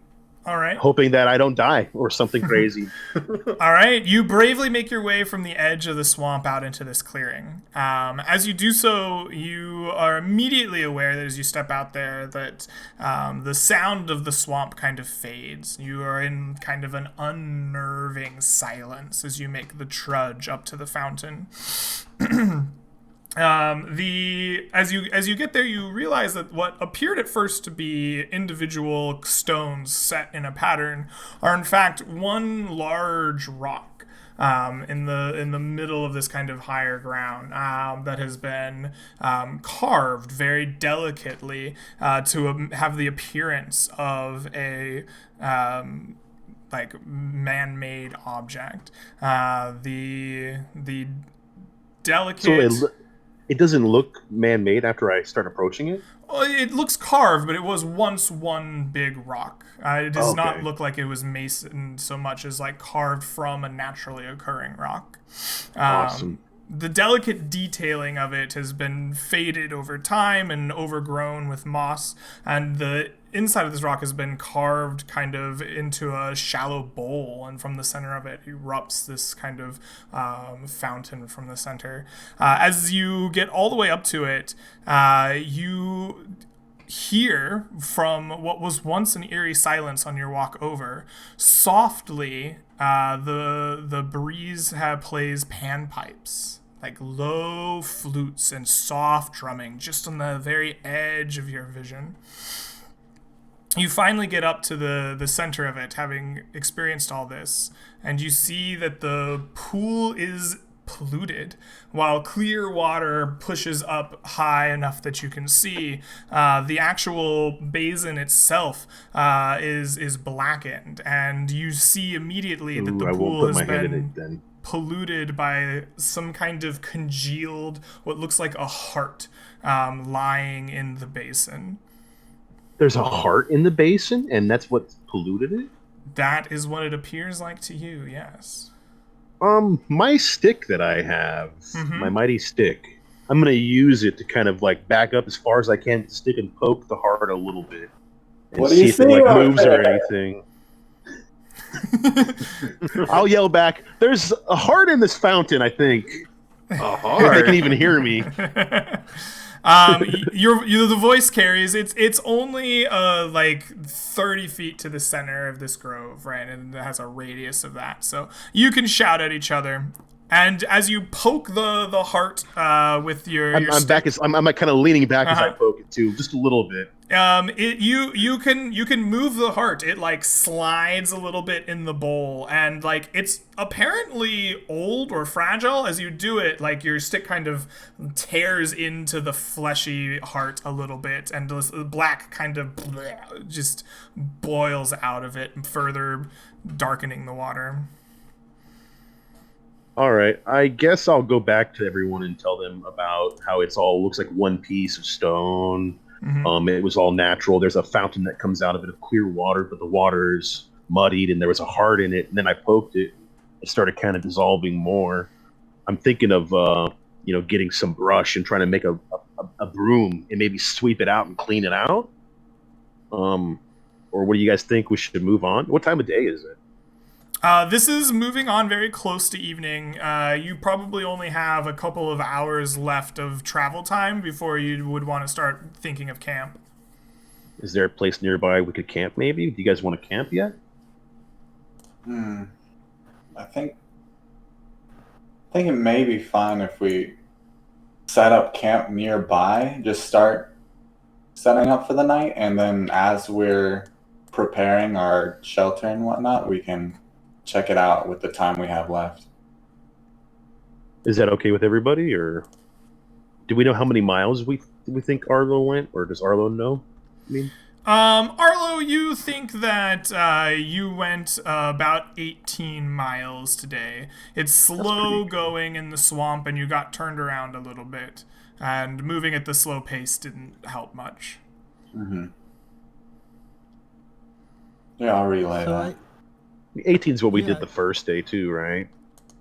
You went a little bit beyond the first 18 miles, but yes. Oh, okay. For hex purposes, you traveled the same number of hexes.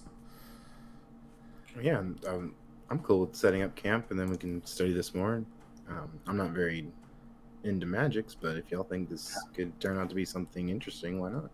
I wish I had purify food and drink. That would maybe have some effect, I'd imagine, but it'd take forever to prepare. We could do that in the morning. I was thinking of cleaning it out, but if I cleaned it out as best I could, then we purify it in the morning. That's possible.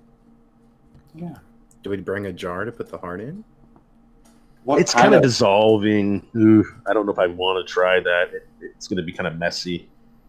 I mean, gloves and peer over and see like the heart. What does it look like? What kind of heart does it look like?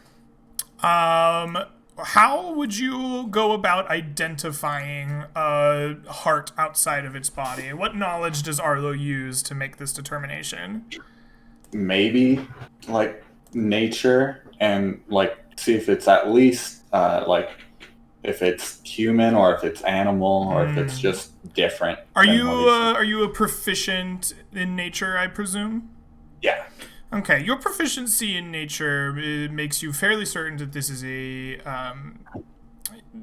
heart is sized appropriately to be a kind of small humanoid. It doesn't appear to be animal, but beyond that, you would have to investigate further somehow to get additional.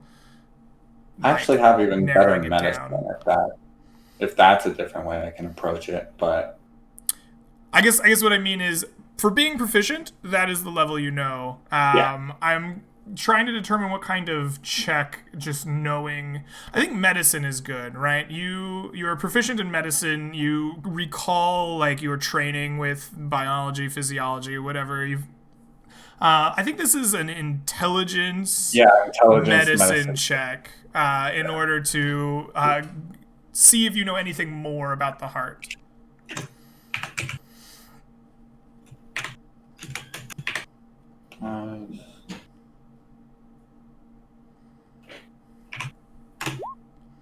A 21. All right, you have actually studied the hearts of goblinoids before, and you recognize this to be a goblin heart. It is definitely decaying and was a little bit difficult to identify, but this is a goblin heart. And this is not typical. Like, goblin hearts normally don't do like this, do they?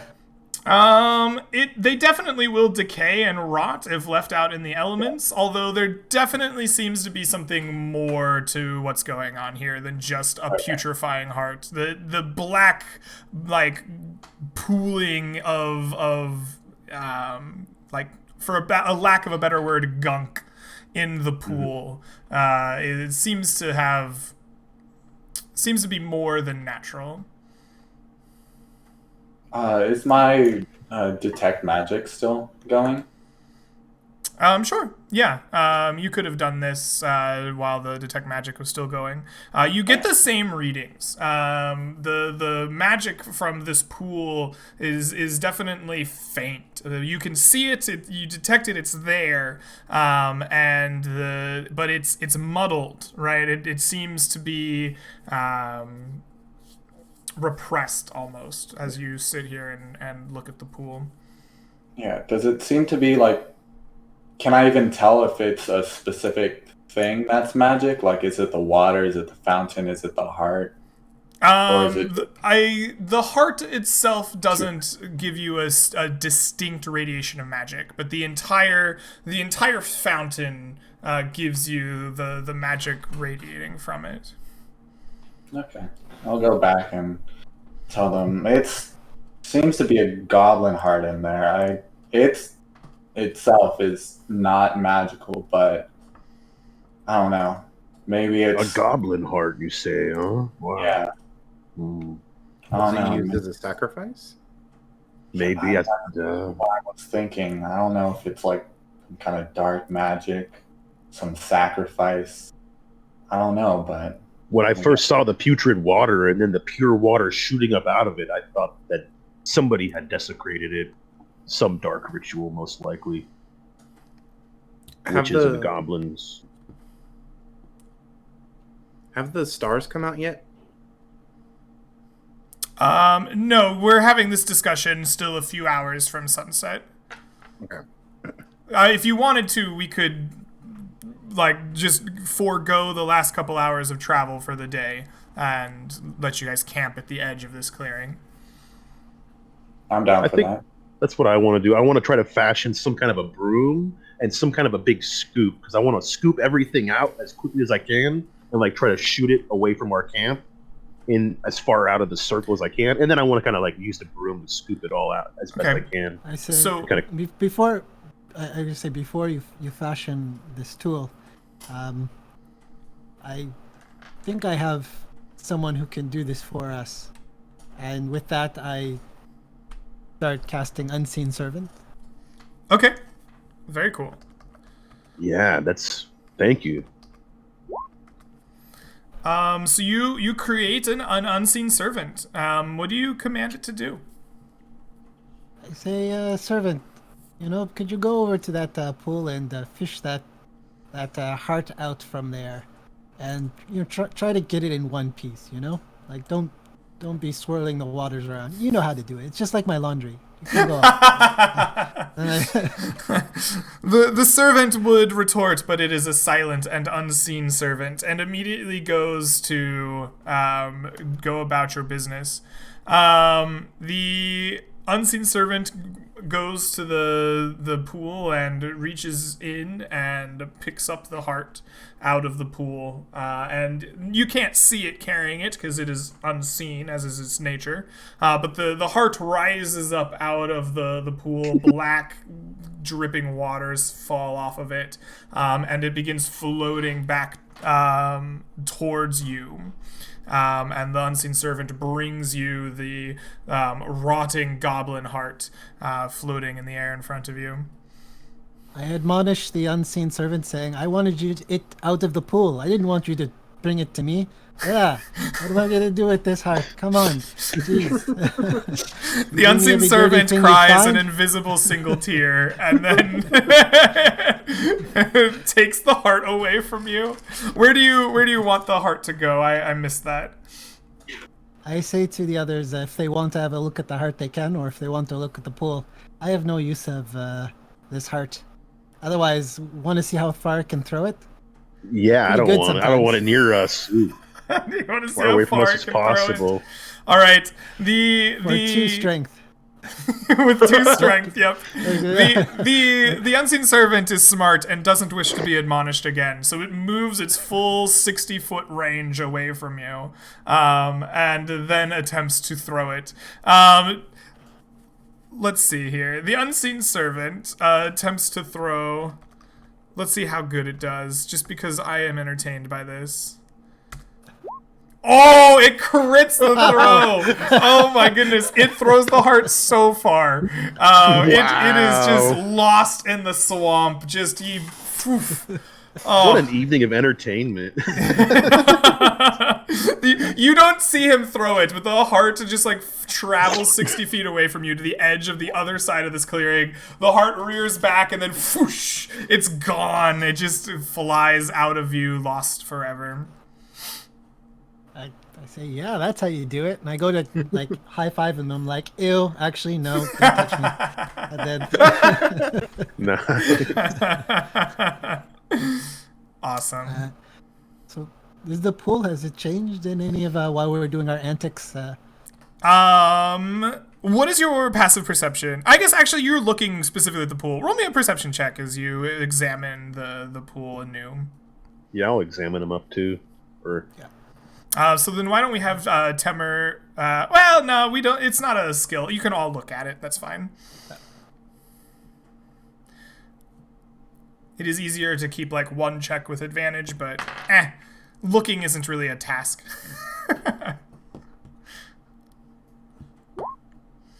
Oh, Hey. nice. Are we rolling? Don't bother. Churu is on it right now. Cool. You look into the pool and study it for a moment, and the pure water coming out of the center of it does seem to be having an effect on the kind of blackened, brackish waters in the basin. It's not clear instantaneously, but you do notice perceptibly that the water is clearing up over time, as it is seemingly either replaced or enchanted anew by the water. Very cool. I think this might be a good place to get a drink. Not yet, but soon. Unless it's poisonous, which it also could be. But you know what? Hey. Can the unseen servant like try to like scrub any gunk off the bottom of the bowl or whatever too, and like scoop whatever we can out? Is it still there? I don't know if he can, but you know what? It never hurts to try. Unseen servants. We'll do that. Scrub the basin. Get in there. The unseen servant unaudibly sighs, but you could feel it, and begins scrubbing away at this nasty, murky basin. In the process of doing so, to get rid of the black, gunky water, it has to remove the water from the basin. And in so doing, the unseen servant is the tool of Churu. So Churu, I want you to make me a wisdom saving throw against the magic of the tainted well, as your servant removes the water from it. Because you're not doing it yourself, you're using like a magical servant, I'm going to say that you can have advantage on passing this check, as you're not directly touching the contaminated water. I will need that for my my horrible wisdom. Not very wise. Ooh. Cool, thank you. You feel the magics of the water like kind of like touching you, and it's oily feeling. It feels unclean, but you shake it off.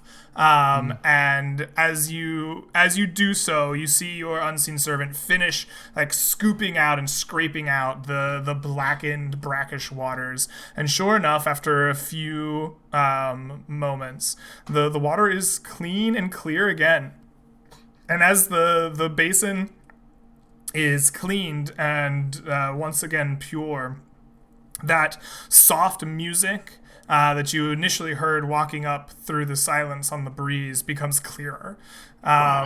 You hear the sounds of pan flutes and small soft drums wafting through the air around the clearing as you sit in it around this now once again purified pool.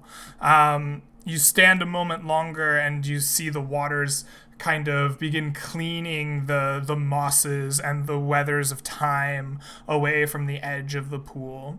and it reveals that finely crafted in the edge of the stone itself are sylvan runes.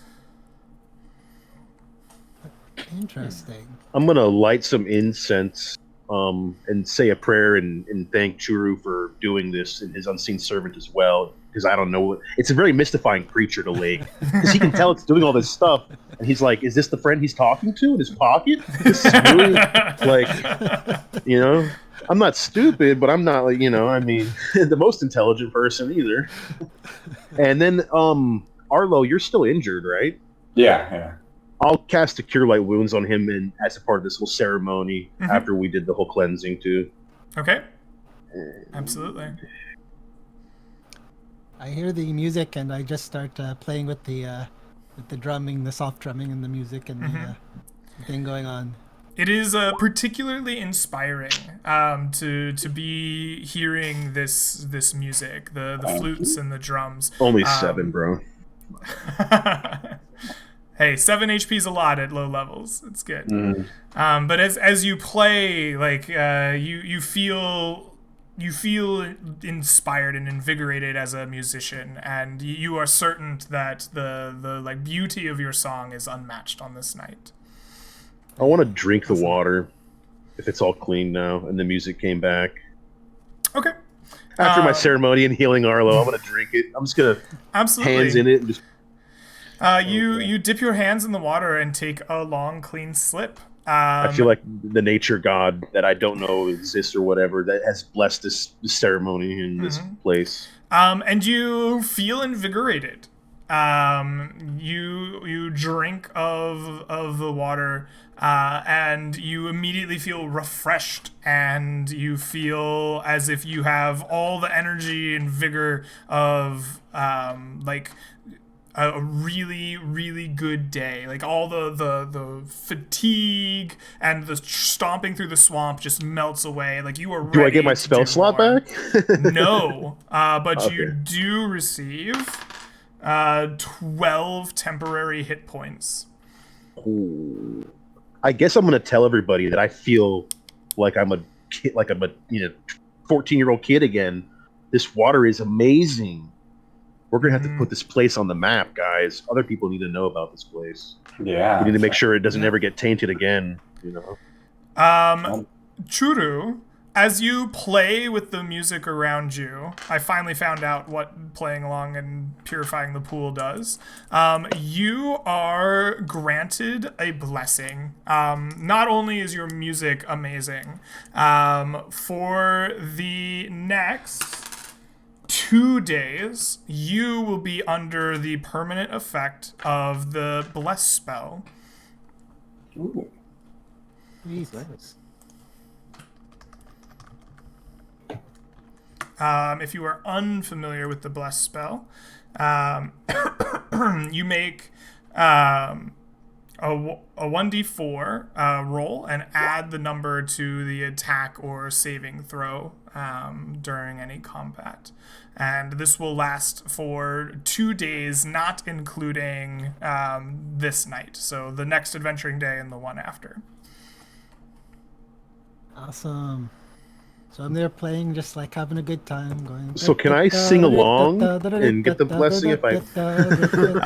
No, unfortunately, the blessing is for the one who purified the pool. Oh, okay, I get it. That makes sense. Awesome. Yeah. Right on. Can I tell he has like an aura? Does he like seem like?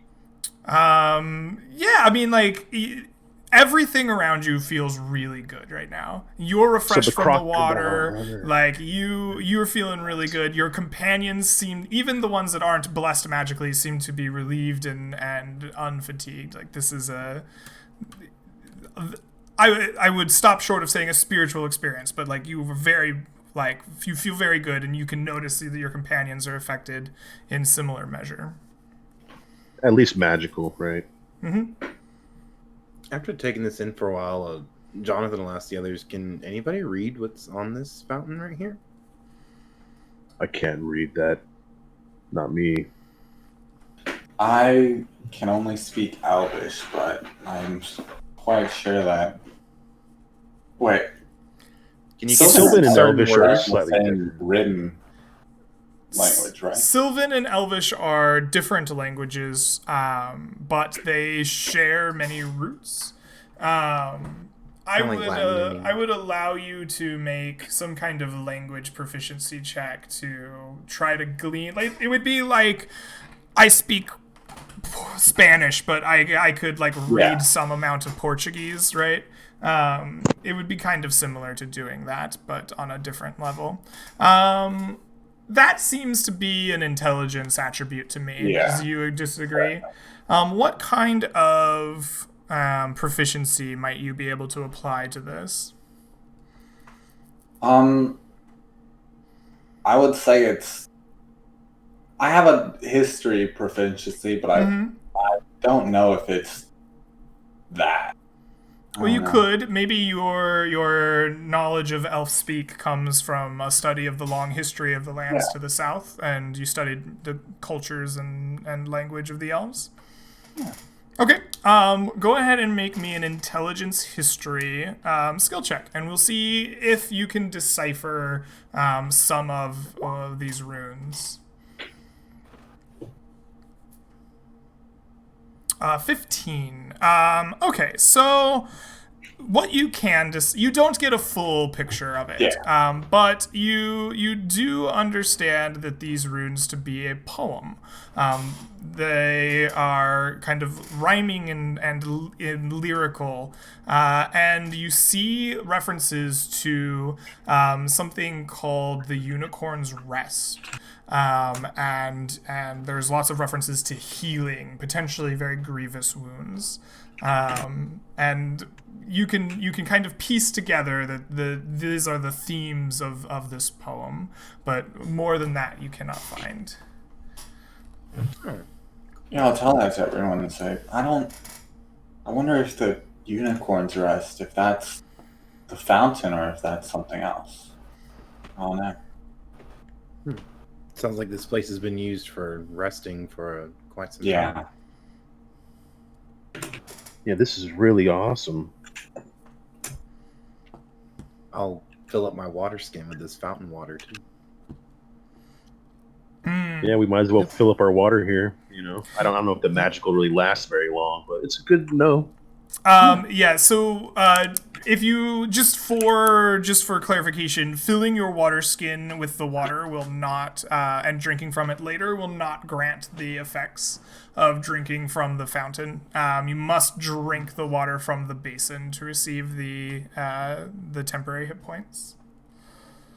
Gotcha. Before we head off, on the next day, we should just all give a nice drink out of the fountain. It seems like that's what it's for us. Yeah. And for anybody else who wants to do the stop and drink. Temporary hit points go away when I rest? Yes. Temporary hit points from this fountain will last for an hour after drinking them. All right. No, I'm sorry. Will last for a day after drinking them. So it will last through a rest. I misread my mark. Okay. Well, 1 day. That's great. That is outstanding. And so it's about 18-ish miles west and then 18 miles south. Might as well just set up camp here. Yeah. Yeah. So the party rests here in the newly found clearing with the purified fountain. Your night passes peacefully and unmolested by any creature or encounter from the swamp. And you are ready to go the next day. Okay. Anyone who drinks from the fountain to start their day, go ahead and roll 2d12 temporary HP that you will have for your adventuring day to start. Excellent. That's a good roll. A 1 and a 12. Yeah, I'm like, well, stuff. You know, evens out. It's whatever. And can I re-drink from it this morning? Yes. I intend for you to re-drink from it. Cool. So when you instead of 12, that works. Do you expend hit dice and then? Yes. I'm sorry. I forgot that you were injured. When you rest for a night's rest, you can expend any number of hit dice that you have in your pool and to gain HP and recover any of your powers or class features tied to the long rest. After you spend them and after you complete the rest, you would recover 1/2 of your total pool rounded up. Awesome. So you're at least at max now. Yeah, I'm good now. Okay. We don't want you fighting. I think you were only down like 1 HP, right? Like you're... 3, yeah. Yeah. So your hit die will cover that and then be restored, basically. Excellent. So that is your encounter here. It is the next day, and we will begin trekking back through the swamp. Navigator, I assume you're going to continue heading west, but if not, give me your route and the pace that you would like to travel at. West is the best. Yeah, slow pace again. Yeah, Okay. I'm down for slow. I prefer the. I think its advantage is better. I mean, we could go faster if you guys really want, but I think it's fine, especially since we're just wandering around looking for plants. So true. All right. Go ahead and give me a survival check with advantage. 17 is not a 20. So once again, you find yourself a little turned around. The swamp is a difficult place to navigate through. And you quickly find yourself kind of spinning in circles. How do you get out of your... How do you find your way once again westward once you kind of realize you're turned around? I think after seeing the same tree a number of times, finally like, okay, this way is the right way. I've seen this one before. We could take a quick break and then reorient ourselves to the sun, you know. I could always take over on navigating, but I'm probably not much better than you, so. All right. Yeah. This time, your day passes kind of uneventfully. You spend a good amount of time trying to find your way, and once you do, it's just a slog. It's a difficult journey to travel through. But the next kind of the morning and most of the afternoon drift by with the buzzing of wildlife around you, the occasional splish and splash of creatures in the shallow waters. But you eventually find yourselves in the kind of a late afternoon looking at here, let me find my box text for you so that it isn't just completely off the top of my head. Lake is going to comment that we didn't ever talk to that golden dragonborn with the one arm. Dang it. Oh, good old Draco that I'm now putting in my... I wrote it down and I just realized it. I was like, crap. All right. In the late afternoon, you top kind of a small rise in the marsh, and below you, it dips down into a sort of valley in the marsh. The trees on the other side of the valley from you grow thicker than they do through the marsh that you have traveled down. And from them, you notice they hang thick with patches of vines about the size of your arm, and they're covered Does in... it smell different? From here, no. They're covered in orange and red and white flowers. The vines are overlapping and entwined around everything. And you hear running water from the area on the other side, though you do not see its source. Jonathan, Dare I say Jonathan will rip his sack off his bag and back and be like, all right, it's time to do this. Let's go. We're on a little bit of a higher elevated point, yeah? Yes, yeah, you're essentially on a small rise in the marsh, and you look down into a valley, and on the other side you see this kind of thicker, like more fuller swamp full of vines and flowers. Do we just want to, maybe just for a little bit, look around and see, make sure we don't see anything, big moving around, since we have a good vantage point at least? Yeah. Yeah, I'm okay with like a 10-minute break, Yeah. I'm sure we'll take a few of those throughout the day anyway, honestly. Yeah. You take a few minutes to look around. Go ahead and give me a perception check, all of you, as you actively look for potential threats.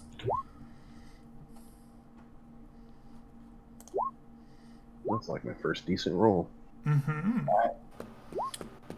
Pretty even. Alright. So you all look around, and you take a good appreciation of the area, a good inspection, if you will, and you are pretty certain that you do not spy any greater movement or threats around you. None of you come up with any creatures or monsters laying in ambush and waiting. You seem to just be alone with the, small birds and, small kind of minks and other things that, small animal wildlife that pervade the marsh.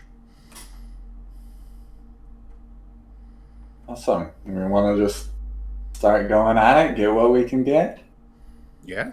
Just fill up as many Exactly. sacks and bags that we brought. Yeah. You Load the donkey up.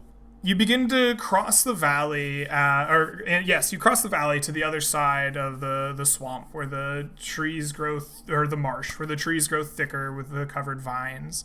As you cross the valley, this kind of sweet smell begins to pervade the marsh around you.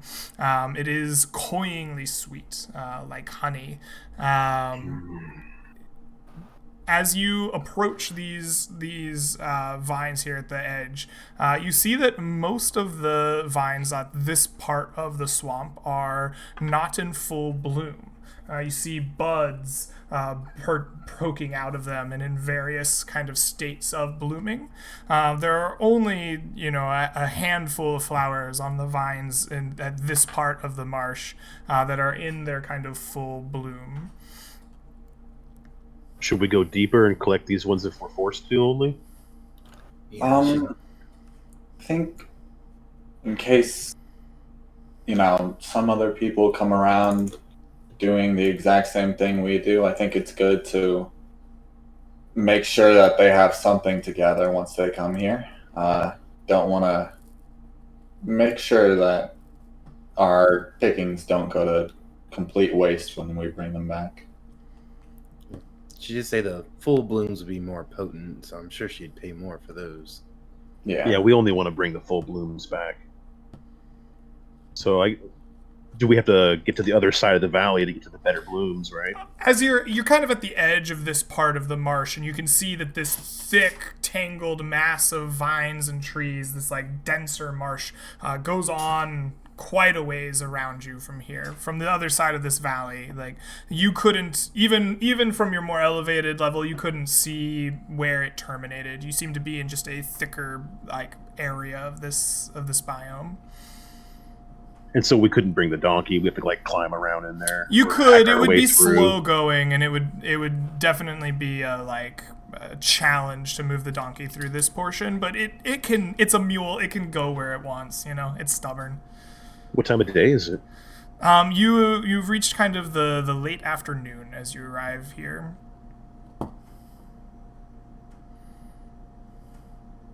Maybe we can travel a bit in more, get the full-blown blooms that we can see, go back to the little resting point that we found, take a rest, and then tomorrow we can really go through. I'm down to hack our way through. All I have is a mace, though. I'm not really a slicer. But I mean, some guy slices stuff. I can whack it out of the way as long as there's a little cut or two on it. It makes it much easier to break branches like that. Yeah.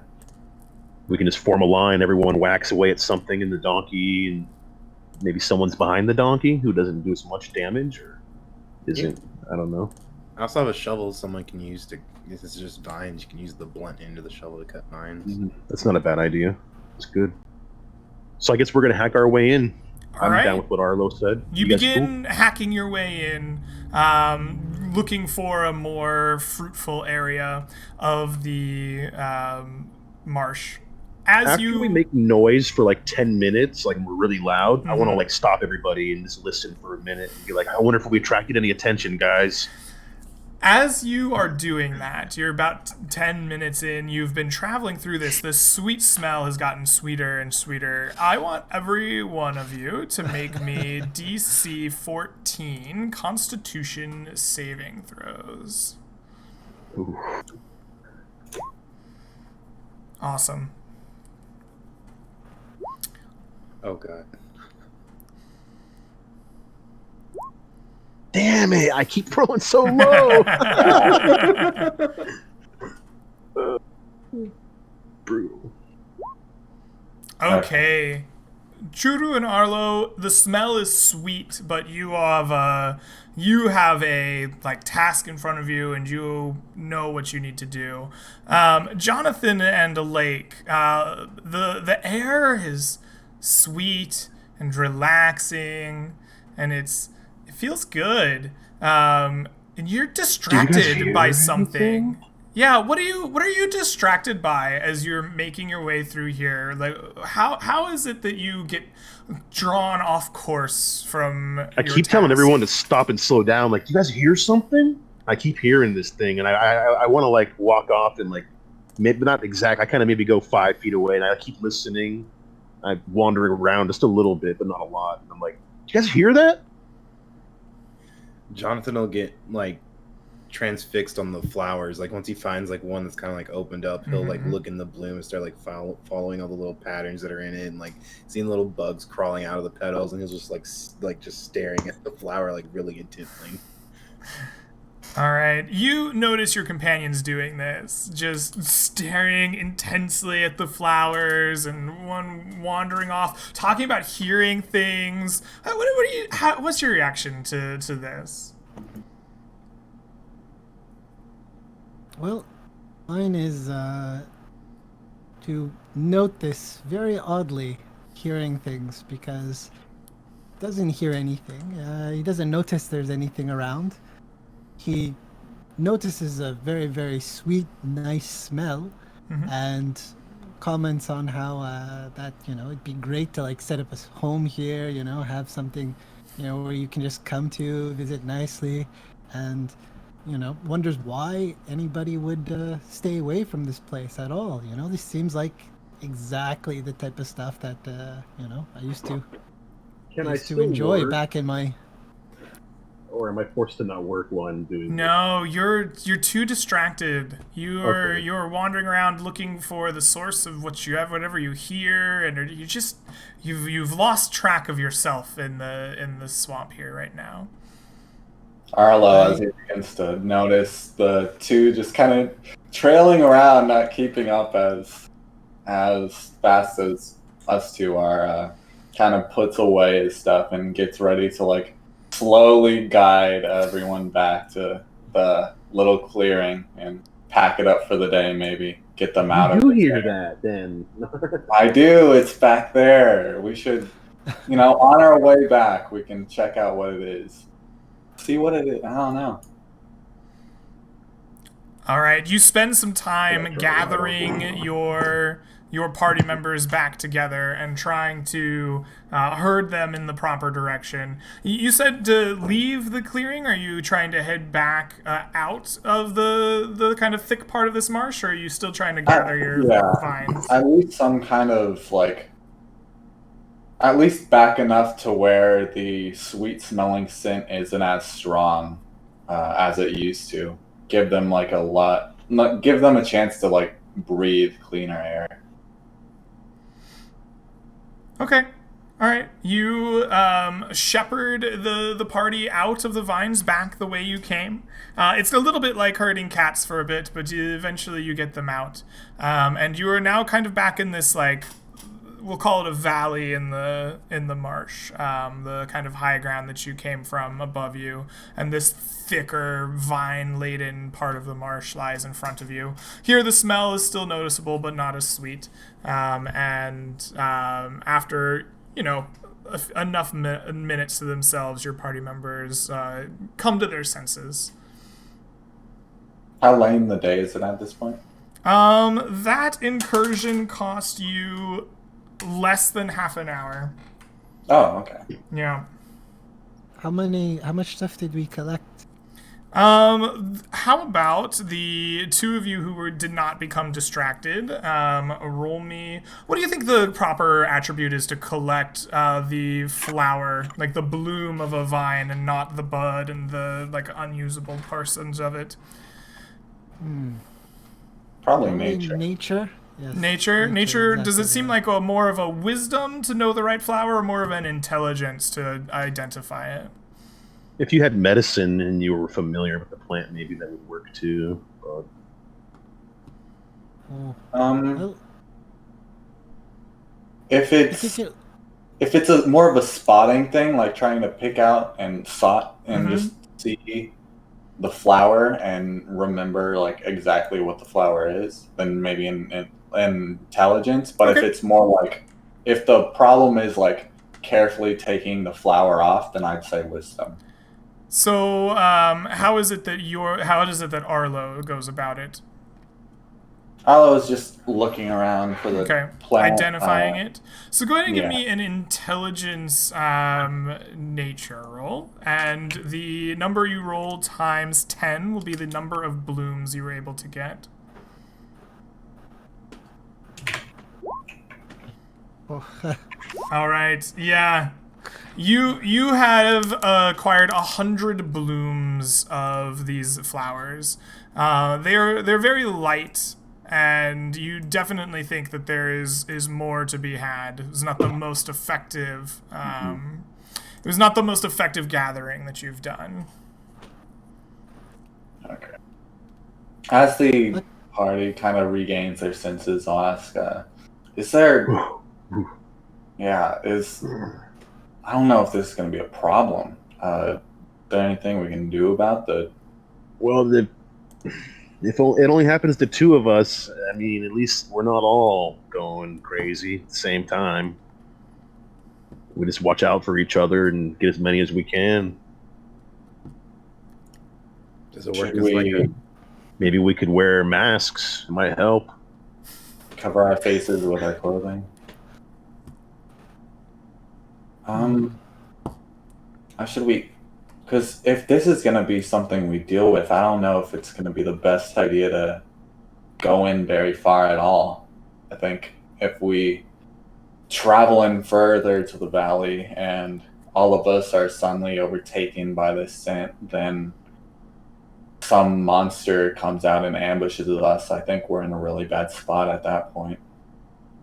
well, Have we You know- noticed any tracks or any other signs of things since we got here? In this valley, we percepted pretty good.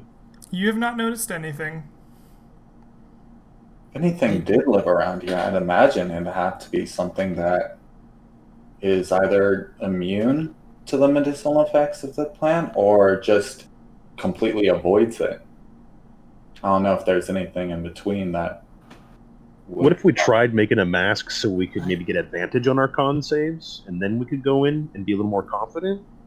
Like if we got like something and like wet it down and it was like big enough, maybe, you know? Rip our section Yeah. of our clothes and like tie it around our face? Like we have how Yeah. many burlap sacks did we actually get? I bought one. I comment on how we used to do things back in the city. When we are walking down the streets and we notice that it hasn't rained in a while, and we notice that the streets aren't smelling quite good, we plug our nose. I'm wondering if this wonderful smell is having effect on us. We should just plug our nose. I think if we inhale through our mouth, it might cause the same issue. What if two of us wore masks and two of us plugged our nose and we see which one works better? I'm okay with that, I think. If we want to try And we have enough time to go back in and try it out tonight, right? Yeah. We don't have to go in for very long, you know. That way we can come back out, and it only takes like an hour and that way we don't get maybe pounced as easily because we're not going to be in there all day or all night. Yeah. I think at minimum, we should leave the far trekking into the valley for tomorrow. Yeah. So you're going to instead end your day of adventure and camp for the night and then go into the honeysuckle grove tomorrow morning. How much light do we have left? It is late afternoon, so you have a good quarter of the day, maybe. Let's test the masks out. Yeah. Yeah, exactly. We should give it a shot that before calling it a day. Does anyone have extra cloth? I have myself I have a couple of costumes. I have 2 costumes. I suppose we could use it as spare. I should have common Spare clothes weapon. on here from my.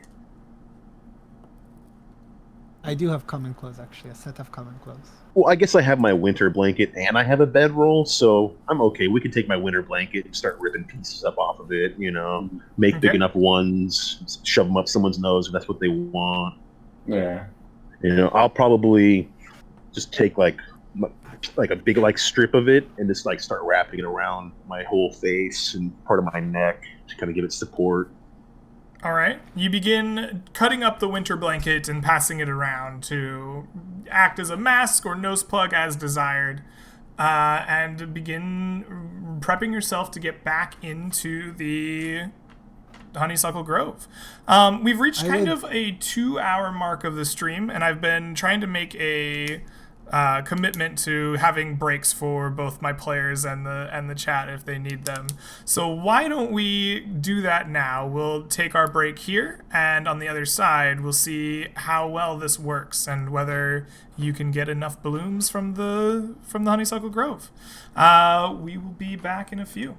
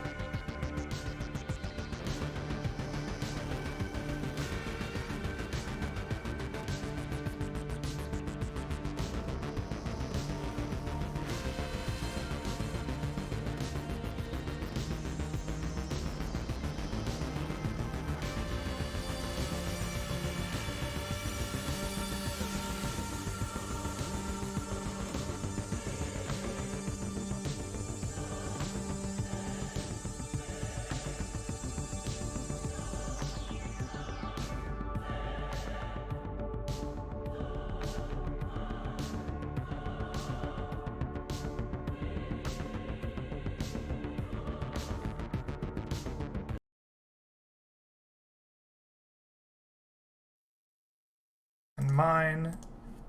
And we are back. Welcome back, everyone, for more Land Beyond the Mist. Everyone has wrapped the cut-up winter blanket around yourselves, either plugged it up your nose or tried to use it as a makeshift mask. Yes, what's up, Temer? Oh, yes. I would like to do the reverse of these kind of like European plague masks by, instead of stuffing like cloth into it or something that smells good into it, but finding things that smell bad in the environment, like shit or something like you're this. Gonna mix some, nice. Yeah, overwhelming my senses. Overwhelming your senses. Pleasantness is, it's not pleasant. It's stark, like very unpleasant. Senses. All right, I like it. You wrap yourself with an unpleasant scent as well. To combat the flowers. And you're going to head back in to try to find more of this blossom. So I would have everyone adventure back in. And you do. You kind of pick back through a lot of the same area that you went through the first time. The smell once again becomes very, very sweet. And you have your masks on, and you feel lightheaded a little bit. You feel the effects, but you do not become distracted as you begin going in over the next 10 or 15 minutes. At the end of your trek, the sound of running water that you heard from up above the valley becomes much clearer. You kind of head that direction, and you find yourself the source of it.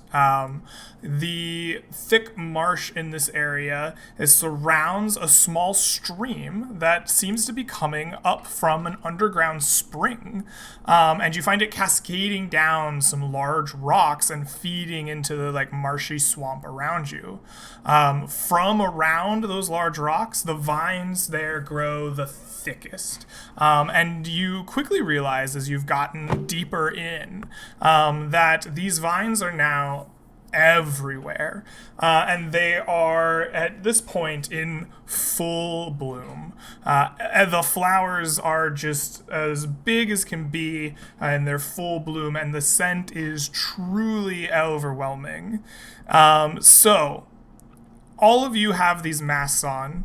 I will go ahead and give you all advantage to make a second wisdom save, or a second constitution save, against the smell of the flowers. But if you failed the previous save, then you would have disadvantage on this roll, so you will roll normally.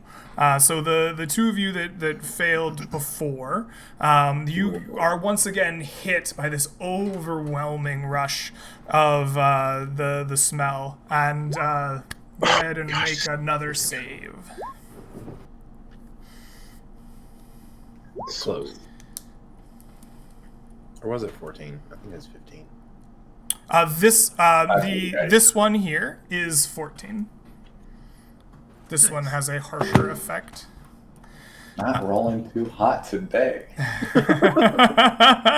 Oh no, only one of us.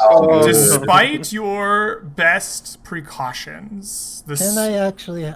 Oh, I'm sorry. Pardon me, but I thought I had a bless on this actually. Now I remember. You are blessed. Please roll an additional D4 and add it to your roll. 50-50. Come on. Oh, wait, no, You can do it, damn it. No, yeah, 50. Unlikely.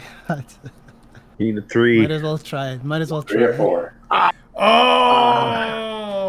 Despite the blessing of the purified fountain, you succumb. Do the leaves give him a +1? No, I'm kidding. The advantage on the save comes from his mask there. I did really like the making bad sense go into it. He was the only one to do that. Like poo and stuff like this. All right. Bad smelling All right. stuff. I will give you a chance here. Call highs or lows. If you correctly identify high or low, you will get a +1 from stuffing your mask full of poop and stuff. Low. Low. The dice are a 59. You just miss out on a +1. Oh, wow. No worries. All right. The three of you who are not Jonathan find yourself unbelievably drowsy, and you pass out into the vines. Jonathan, you look around and you see that your friends are just sleeping here in this patch of vines. But the flowers are everywhere around you. What do you do? I'll look at them and I'll kind of like survey the area. Like nothing's moving, right? Like even the vines aren't moving or nothing like that. Give me a perception check as you look around for movement here. You do indeed, after a few moments of observation, notice movement on the far side of this kind of area near the stream where the vines are in full bloom. And you see that on the other side of the rocks, there's disturbances in the vines as if they're being jostled from some distance away. But you do think that, as you watch for a moment, that jostling is becoming more agitated, as if something or things is moving through the vines from that direction your way. All right. So like they're asleep. Can I try to shake them awake? Do they try to like wake up at all? Yeah, you spend a round trying to shake your companions awake. You shake vigorously, give them a slap, splash a little water on their face, and they are still asleep. Okay.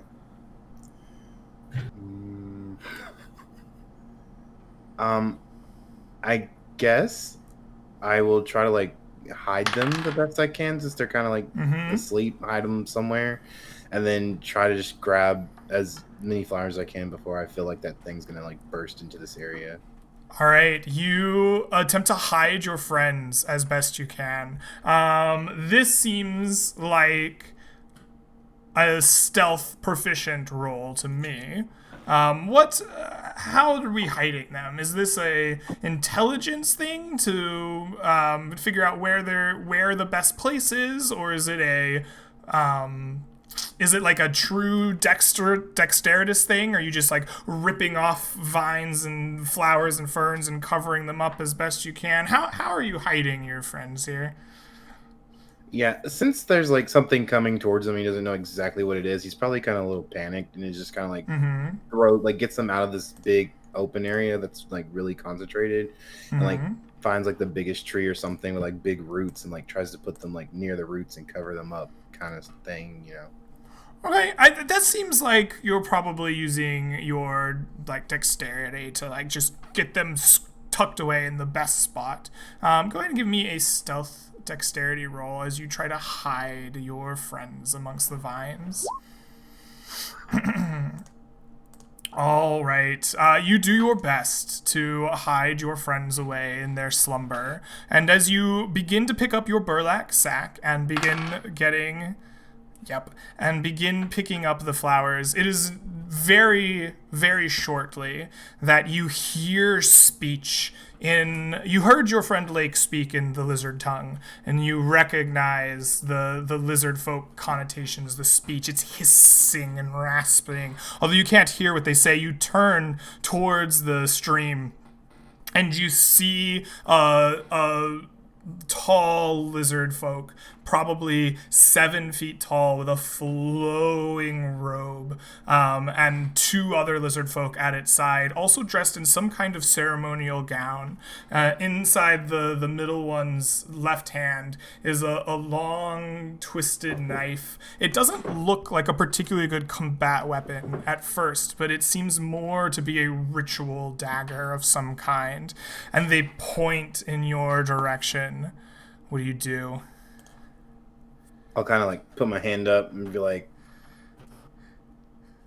Do you understand me? Like, they hiss something at you in their language. The two lizard folk on the other side of the one in the robes begin advancing towards you. They pull out strange, like saber-looking weapons and bear them at you, saying something as they advance. Okay. Since I can't understand them, they pull a sword out on me. I'll probably try like scrambling up the nearest tree. All right, let's see if you can beat these things in initiative. You break to scramble up the nearest tree, and they break after you. Let me find my monsters. Where did they go? Here we are. You do. You break towards the nearest tree and rush up it, climbing up as fast as you can. These lizard folk try to rush at you, and rather than like slash at you, they like attempt to grab at you, but you're too quick and you're up the tree. And the lizard folk stare at you up there for a moment. They don't like try to come after me, or like I don't see the one in the robes like casting a spell or anything. The one in the robes seems to just be watching for the moment. These two stare up at you. They're talking to each other with their blades drawn. The lizard folk both. No. One does not see your friends. The other takes a look around and spots your attempted hiding of the friends and begins chattering at the other one. And soon the one that spotted them leaves you up the tree. The other keeps its blade and is staring at you. And the other one that spotted your friends begins walking towards where you hid them. And is going to probably grab one of them, you think. It looks like they tried to grab you. He's probably going to try to grab your unconscious friends. What's the plan? I'll pull my short bow off my back and I'll shoot a warning shot like near his foot. Or, yeah, I'll just shoot a warning shot like near his foot. Like if he gets close to them, I'll like shoot towards his foot. Okay, you shoot a warning shot towards his foot. How does this lizard man react? I think you're trying to intimidate them, aren't you? Rather than having me figure a roll out, why don't we have you roll? You're intimidating them by firing something at them. It seems very martial of you. Nat 20. I think this is a... What would you say to using your dexterity or your strength as you're like using your martial prowess to intimidate the lizard folk away from your friends? I would guess dexterity, since I'm having to like pinpoint the correct place. I'm not really using a feat of strength. I'm using more like that precision. Sounds good. Yeah. I don't want to hit him. I just want to scare him away. You just want to scare him with your placement. Awesome. Go ahead and make me a dexterity intimidation roll. We'll set the DC to their wisdom, which is 12.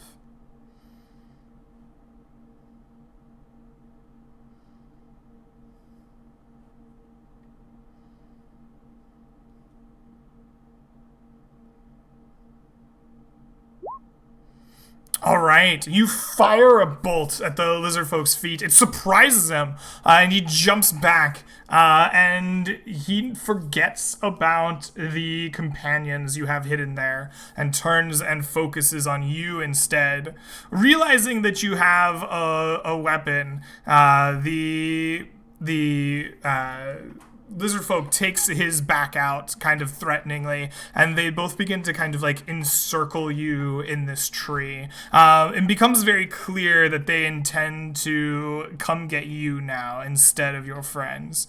You probably have a round to react here. Their intention is to cut down this swamp tree that you're in. You see the one closest take out his weapon and kind of begin lining up the tree. They're going to try to chop it down so that they can get at you. What do you do to react to this? How do you try to get yourself out of this situation? I'm gonna put my short bow back on my back, pull out both my swords, and just jump out the tree on top of one of them, and just take both swords and just put straight into their shoulders. I like it. Shockingly, they're surprised. They have no idea that you're going to leap out of this tree. They thought they were just going to chop it down, and so you go ahead and roll to hit with advantage as you leap upon the nearest lizard folk to stab them. Oh, a 25, that'll hit. And they take 5 piercing damage, or slashing damage, as you stab at them with a slashing weapon. That's how that works. And with the offhand, too. Yes, please roll with your offhand as well. A 25, that also hits. And that one does 11. Very nice. Does it still get the 4 from your modifier? No. Not okay. So they take 7 from that attack. You stab into them with your short swords. The lizard folk cries out as much in shock as in pain. And I think that we're going to roll initiative between you two. Alright, the lizard folk will go on 12. And you're going at 16. All right, so you leap out of the tree, stab this lizard folk before it can chop it down, wounding it. And you are the first to react. You pull your swords out. What do? I'm going to attack the one that I attacked again. All right, go ahead and roll to hit. This time it sees it coming. And no, the first swing of your sword gets parried away skillfully, but your second sinks into some fleshy bits, dealing another 5 points of damage.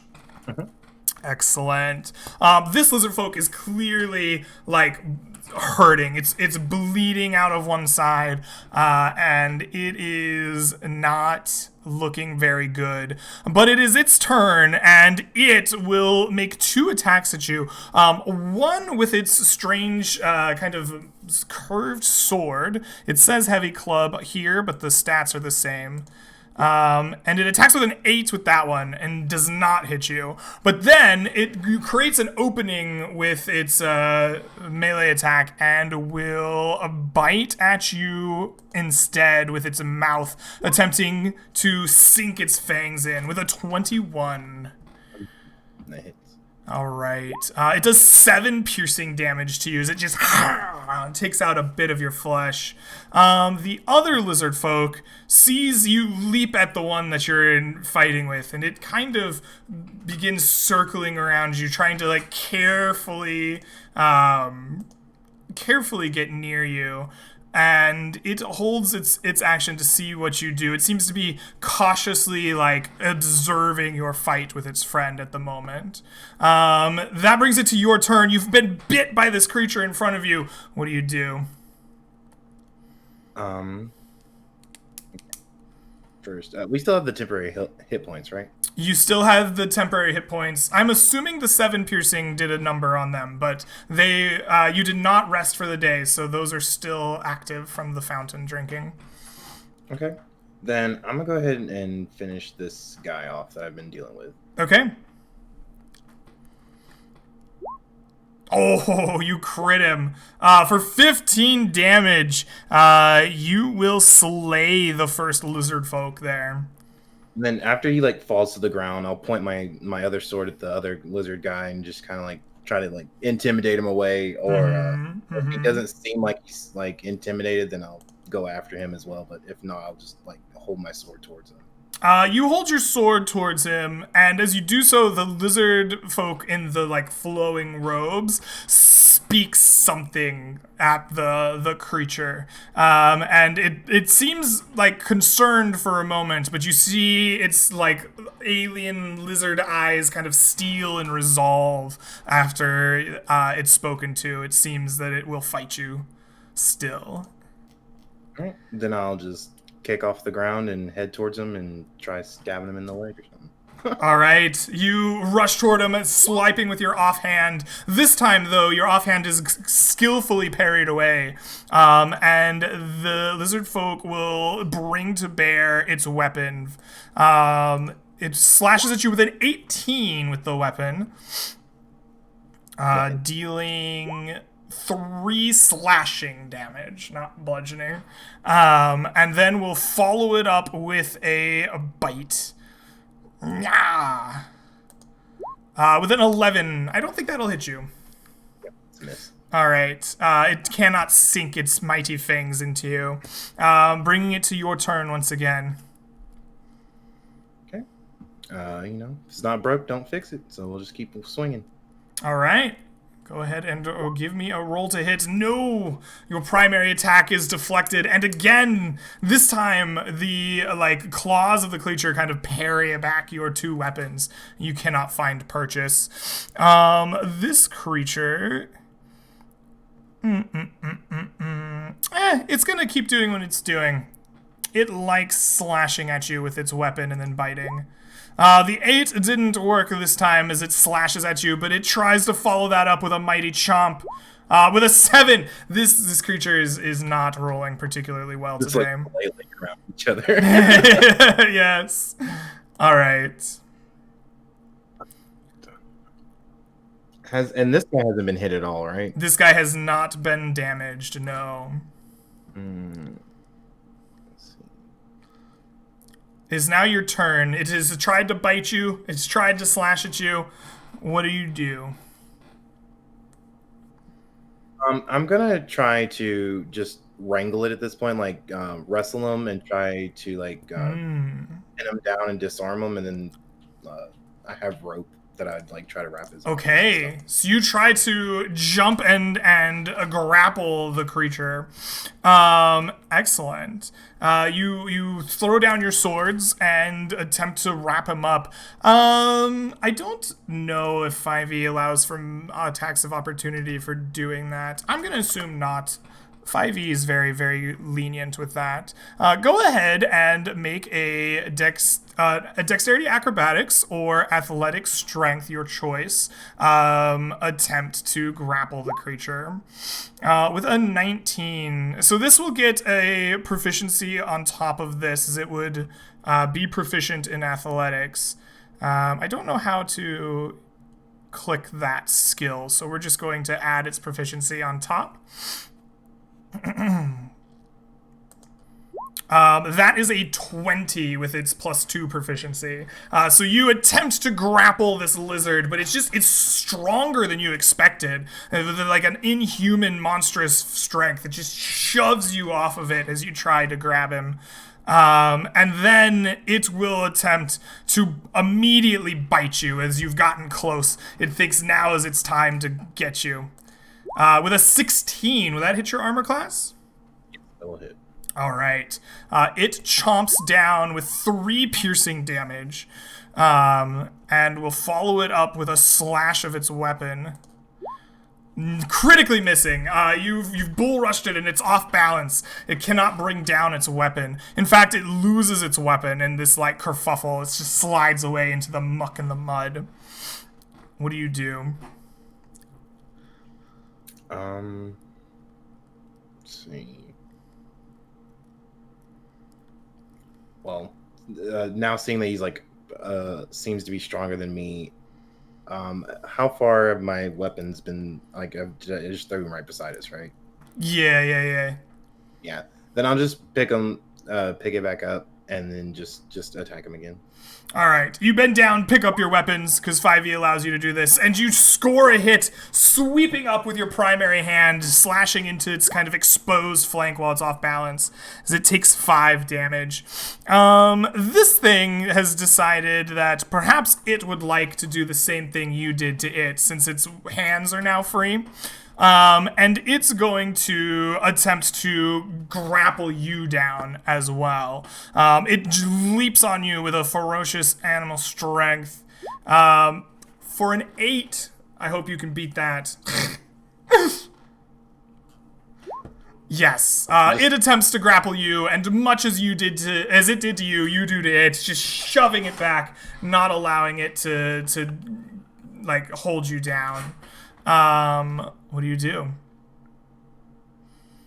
I'm gonna look over at the person in the robes. Is the lizard in the road still just watching us? It is. It has this like ritualistic dagger still firmly in hand. Its robes flowing and just watches. Okay, and the guys are still asleep. So the lizard person though dropped his weapon, right? Yes, he was off balance. He tried to swing at you, like hit his wrist. His weapon flew off into the muck. He's now just a lizard person. Okay. Then I'm gonna go run back up the tree and just shoot him with my bow. All right, you turn from the lizard person and run. It will take an attack of opportunity with its melee bite attack as you do so. It scores a 19 for 5 piercing damage as it takes a chomp of you on the way by. But you take the damage and begin moving up the tree. You're in the middle of combat now. Give me an athletics or acrobatics, your choice, strength or dex, to get up the tree without any incident. And we'll call the DC 12. Got it. You get up there, you fire your short bow, hitting it.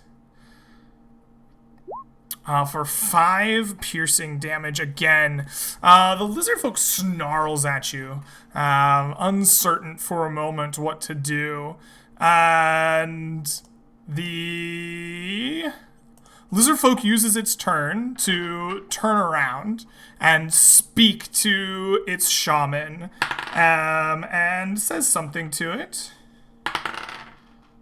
And that is its turn.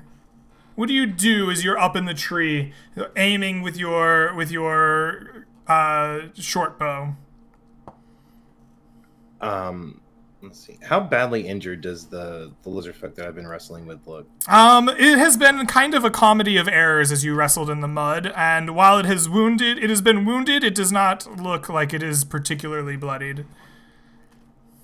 Okay. I want to figure out a way to wake them up, but I don't think I'm going to be able to. But he just talked. He's like not approaching me anymore. He used his turn to turn around, and he said something to his shaman. They seemed to be having a discussion, and that was the round that he used. Okay, then I'm gonna ready a bow shot, and if he like approaches me like aggressively, I'm gonna shoot him. Okay. You ready your bow, waiting. On the lizard's turn, the shaman begins to incant. And begins casting some kind of spell. He waves his arms, and you see the color of the blade that he holds kind of change. It becomes a reddish hue. And he touches the lizard folk that you've been fighting, and you see a ball of flame like produce in the open hand of the lizard folk that you've been fighting. And then it turns around menacingly with this in hand. This probably procs your held shot if you would like to take it. 23 will hit for 6 more damage. Oof, just piercing him. He begins to look bloodied at this point, blood pouring out of a couple of wounds you've given him and this new bow. But he holds this flame in his hand, and he throws it at you with a dexterity. Oh, here it is. With this ranged attack. With a 14, will it hit you? That's a miss. That's a miss. The flame fires into the trees and the vines, which are wet and damp in this area, and steam just kind of comes out and pauses. The spell does not give him 2 of these, right?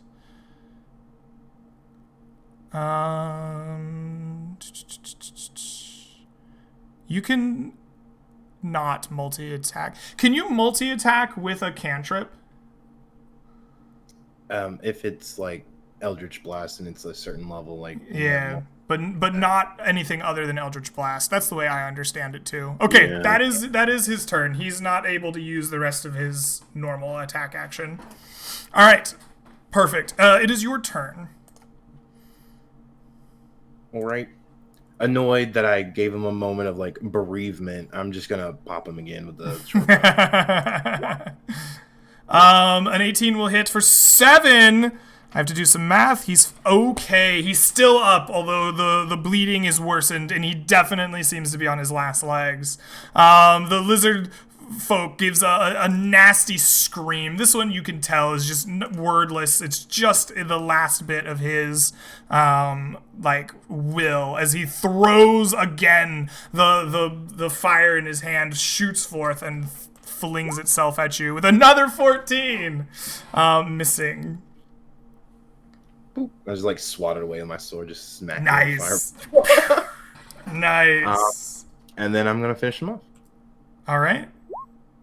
No, you do not finish him off, as he has learned to dodge your short bow a little bit better. He ducks to the side agilely. He screams again, looking into his now burning hand, and throws the flame at you one more time. With a 10, one of you will win this fight eventually. Trading shots. 13, no. 13 is blocked away by his claws, much the way you did his fireball with the sword. He just knocks away your arrow in midair. He then produces his flaming hand one more time, throws it at you with an 11. He's very bad at this. I feel this time I'm just gonna like leap back out the tree and with the sword, and then also go hit the shaman with the offhand. Okay. You leap from the tree to attack. You critical. Oh my god! For 16 damage. What does it look like as you flying like Robin Hood out of this tree and kill the lizard man? So I like jump forward and I kind of tumble into a roll, and then I just kind of come up and just swoosh out, and his head just falls off. And then I go charging after the shaman, and I attempt to hit it as well. Oh, you're gonna attack the shaman. Okay. You do this. You come rushing at the shaman. An 18 will hit. For 5 slashing damage. The shaman, like, is surprised that you came and ran at it. You slash it, cutting deeply along its robe. It begins bleeding. The shaman did not intend to kill you itself, but... yeah, it's pissed. The shaman is not happy that you have attacked it. The shaman incants momentarily, and waves, and the dagger begins to meld into its claws as they lengthen. His body grows and become more animalistic, and you see this thing that was the lizardfolk shaman in its robes. They begin to harden and form, and he turns himself into an enormous crocodile in front of you, larger than the ones that you fought before, and its mighty jaws open, and a like wordless scream emanates from the giant creature now in front of you. That is its turn, but it is a just frightening appearance that it has turned itself into. Well, this is a predicament here.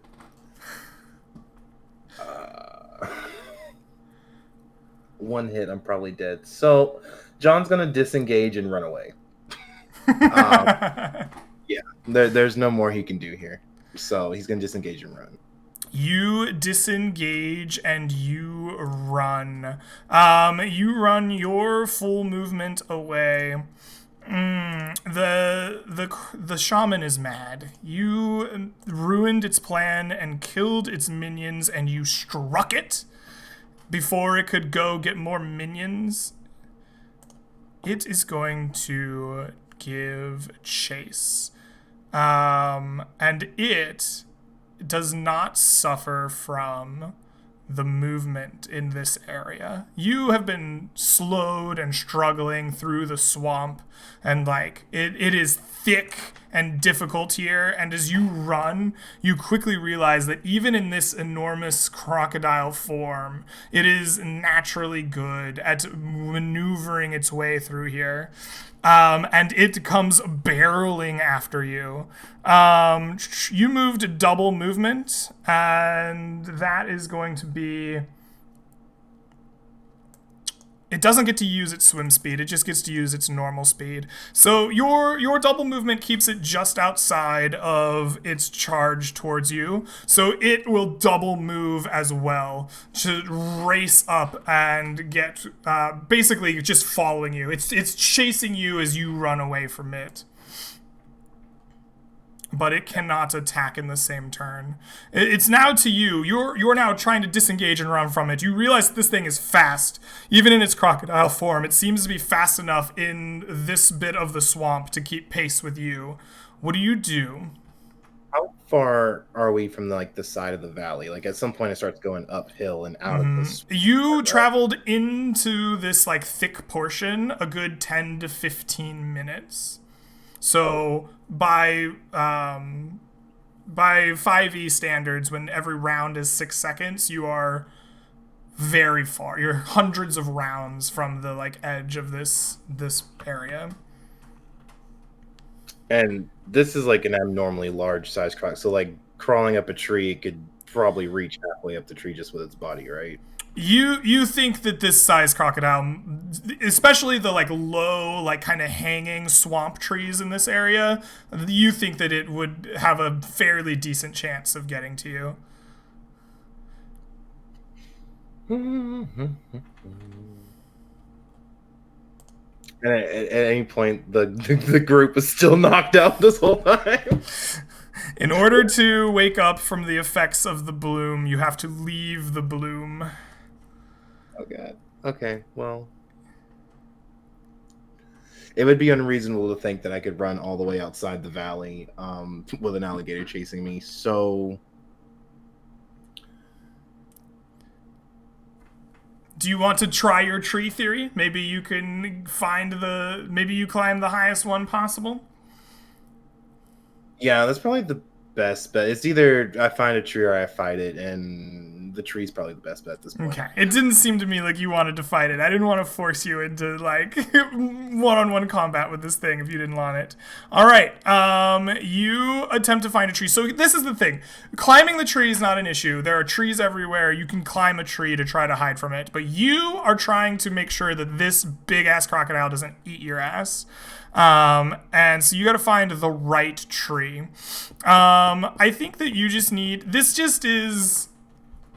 is survival. This is instinct. This is make a decision. This feels like wisdom to me. Does that sound right to you?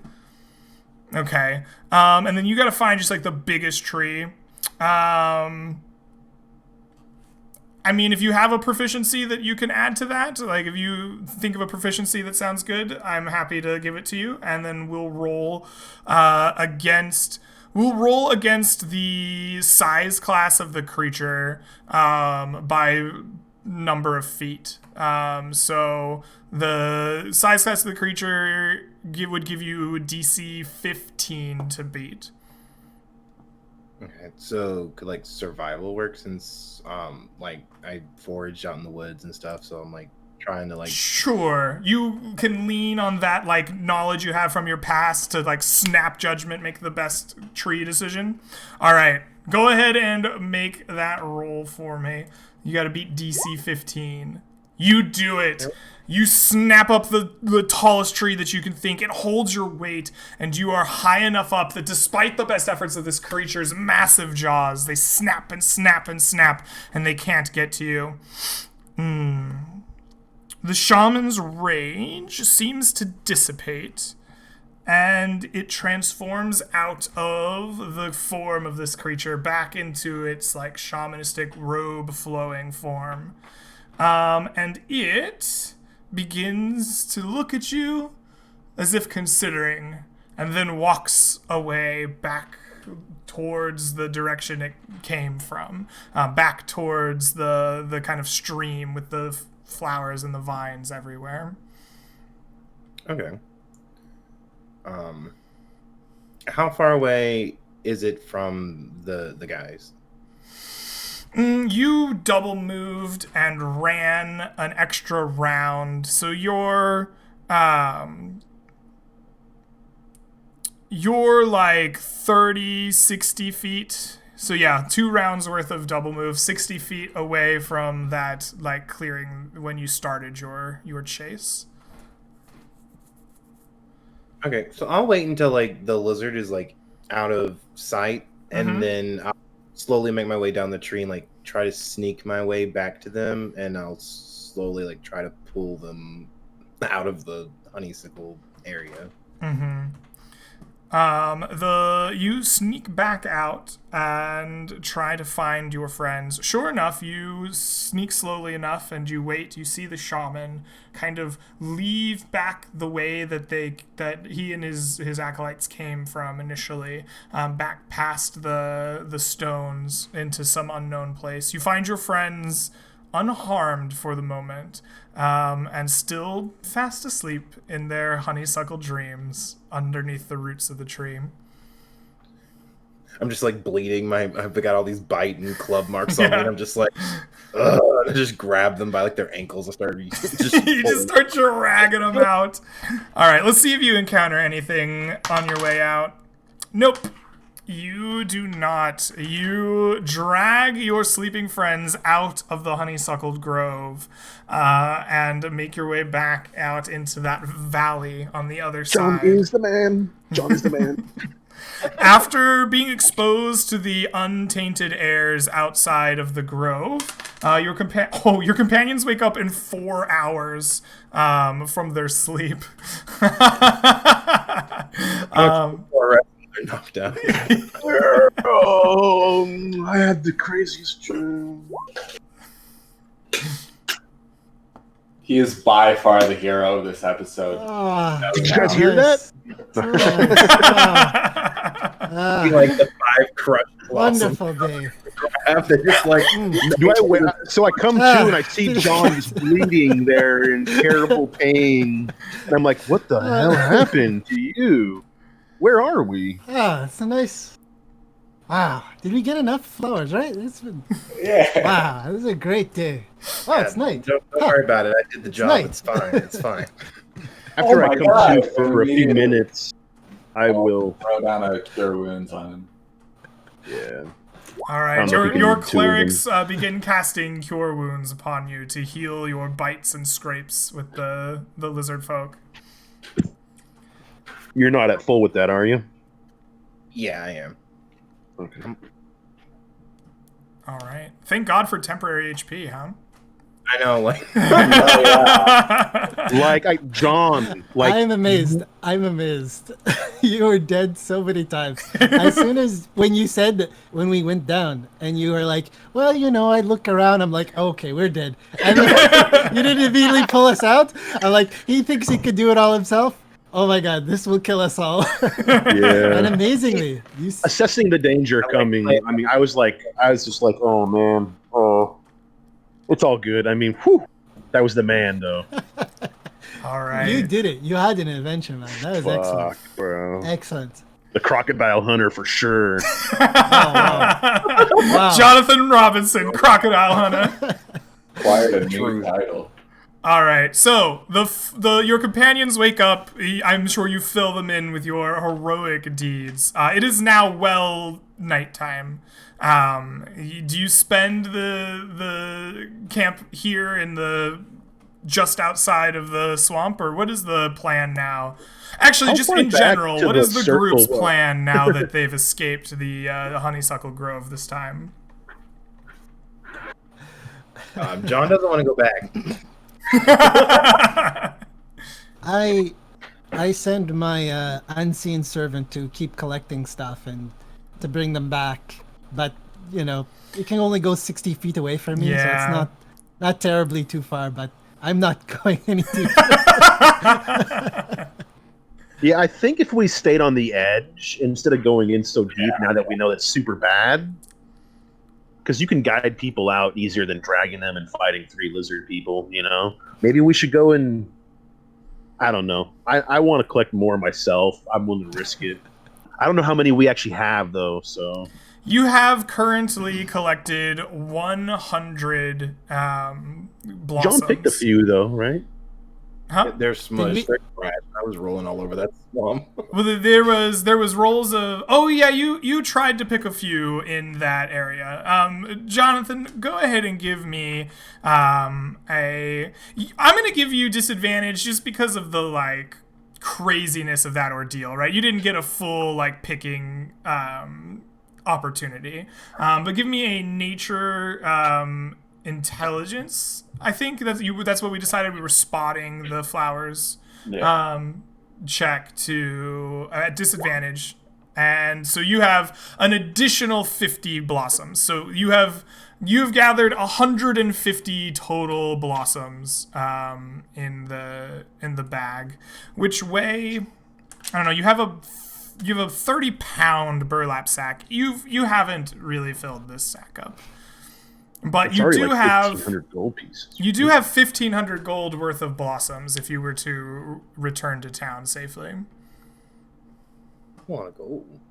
Yeah, I know. That's why I'm like thinking one more quick dip, Wow. just along the edge.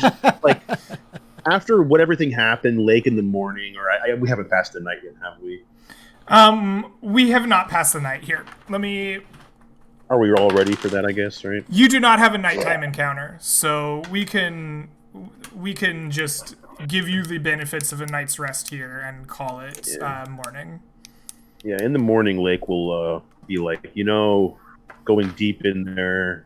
We fall asleep, staying on the edge. We only kind of go a little crazy. So maybe we stick to the edge and collect some, and then get out of here about halfway through the day and get back to the grove and sleep there for the night. Or the Unicorn's Rest. It's only half a day away. Is a good idea, just weaving in and out, staying far away from where we were. Yeah. We'll just weave in and out on the edge this time for sure. Staying so we can kind of see the edge within sight distance. We're not going where the thick was, where it was in full bloom and everything like this. It's we're just Alright. collecting. I think one of us won't be collecting and maybe be on watch. What do you guys think? I'll watch. Yeah, that sounds. Yeah. I love trust that. John myself.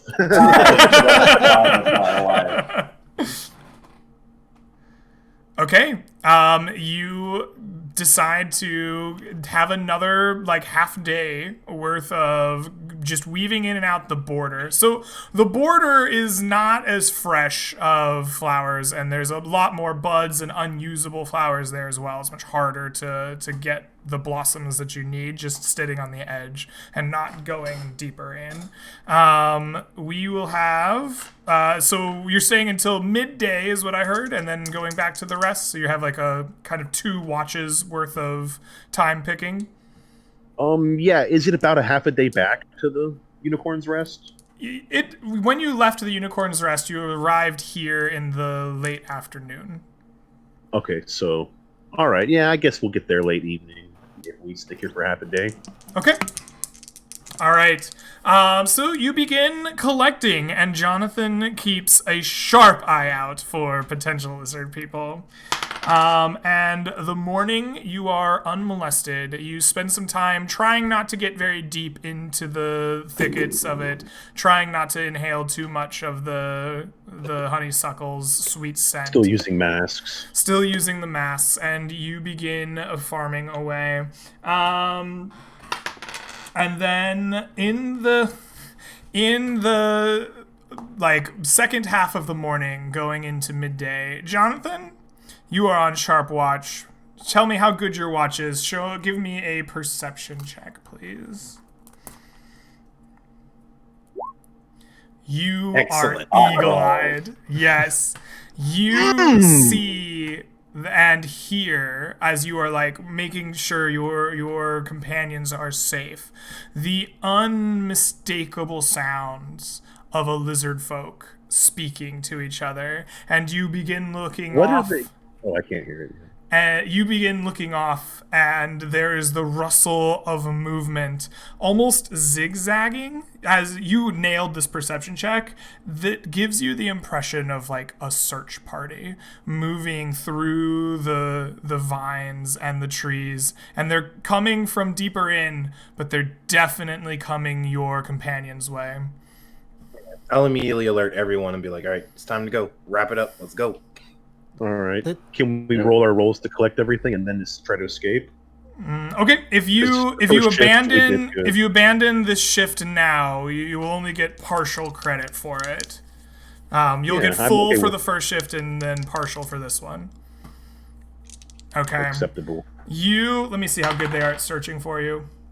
Just average. You pick up quick at Jonathan's warning. He was on point so early with his perception that you managed to get out of there. So for the first day, go ahead and give me nature intelligence checks for the three of you, the first portion of the day. And we'll make them at disadvantage for being on the outside. You didn't get into the like good stuff inside. Could I make a case for maybe either using medicine and wisdom? Okay, you're doing it slightly differently. This is a medicinal thing. You could, I think that's a very reasonable check. You can use that instead of nature intelligence. With disadvantage? Disadvantage for not going in where it's thickest. It's just harder to get the proper flowers here. Yeah. Copy. So there's an additional 100, an additional 30. I think after seeing what Lake is doing, Arlo's gonna try to do that as well. Search that way. And 100. Okay. And then we're gonna give. I was gonna say like I'm still blessed if I. Could I add? You are still blessed? Absolutely. The blessing of the unicorn is down with picking flowers today. Awesome.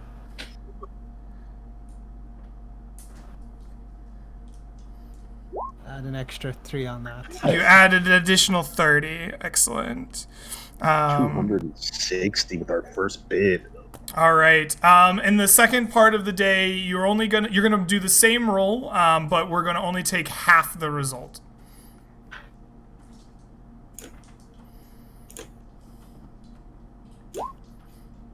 So there's an additional 40, an additional 60, an additional 30. Oh, plus your D4. Yes.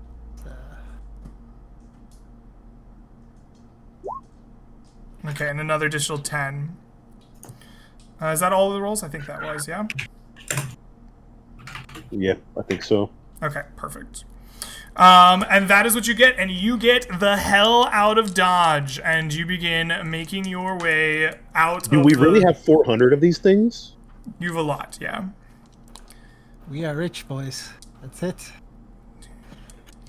Yeah. We're going to be resting at the Unicorn's Rest tonight, too? Oh, beauty.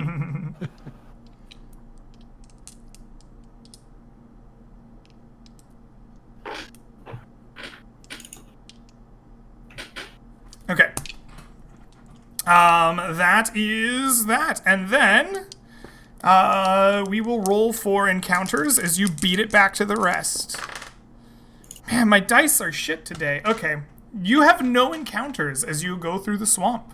Yeah, the rest of the day is good, and you get back to the rest. And at the Unicorn's Rest, there are no evening encounters. So you take a night's rest. Nothing tainted it while we were gone? Nothing tainted. It is clear and pure, just as you left it. Excellent. Let me move you on the map here. I'm going to drink before we sleep in case something attacks us at night. Okay. There are no encounters, so your drink does not pay off, but you can drink of it in the morning if you desire. And we are navigating. I'm assuming, Navigator, that our pace is the same as it has been, and our direction is Farfield Keep, right? Well, what do we want to do? We could rush back, but let's go slow. I'm okay with that. It seems kind of fun, you know. Yeah.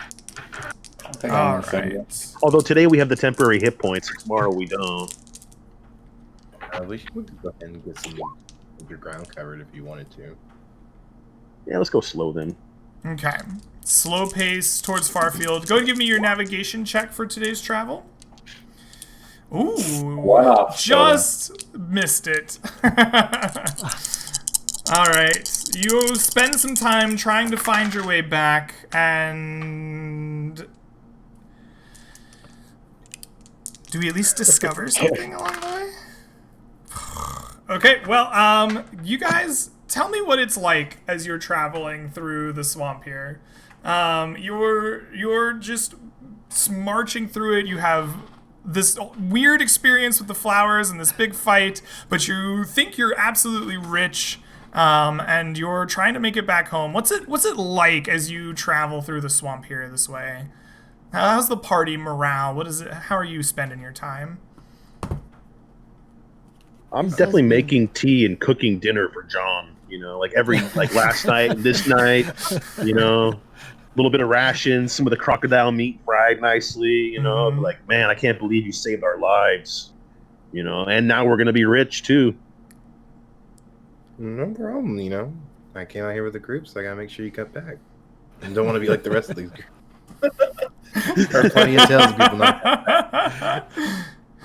All right. Your day goes by unmolested. You trudge your way through the swamp. It is slow going. It begins thinning out by the time you make camp, but you do not have an encounter along the way. At night, it passes peacefully. This is a relatively high encounter rate area too, and you guys are just on. All right. It passes peacefully. The most peaceful time we've had. We slept. We had a good nap. You know, we It feels kind of fountain surreal. water. You know, it was to the best. safely leave. One more navigation check on your last day of travel here. John's found a new favorite enemy. You did it. Hey. You're not lost. You're familiar with this area, and tracking through here, you make it out of the swamp and back to familiar pasture lands where it is safe and sound. And sure enough, over the days... Oh, I forgot to make you forage. I knew I was missing a step. We just weren't having any encounters. Subtract the... I screwed up. It's on me. If the DM screws up, you keep your shit. So, you make it back home. Apparently foraging gods. And... let us get some XP and some gold for you. The downside of not fighting a ton of encounters is that the XP will be lower. Yeah. The upside is you get back and you're rich. I mean, I did say I was cooking rations. I'm going to remove all the croc meat and then one of my rations. That sounds fair. Yeah. That sounds fair. I knew I was missing something. It was just, I was exasperated by my dice rolls, man. All right. Well, let's see here. So you have a grand total of 550 usable blossoms.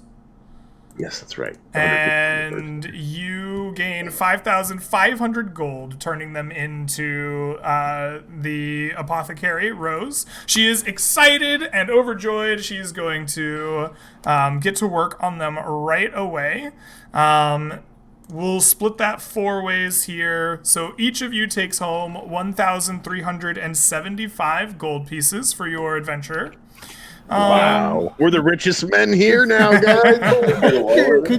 Could you repeat that number for just 1 second? Yes, 1,375 gold. Yes. Oh my god. And then we'll do some XP calculations for you. I buy rounds of drinks for everybody in the tavern. I'm just gonna take off 20 gold for that. Perfect. The tavern sings your praises. They're so excited. Witha gives you like a big feast worth of like, she breaks out the good drink and the good meat, and the tavern is very excited that you've brought back wealth and are spending it in town. So this is how I know the herbalist, the apothecary, was selling something a little illicit on the side for having this on on hand. You guys go. All this gold. They're like, thank you. Wow. For the exchange.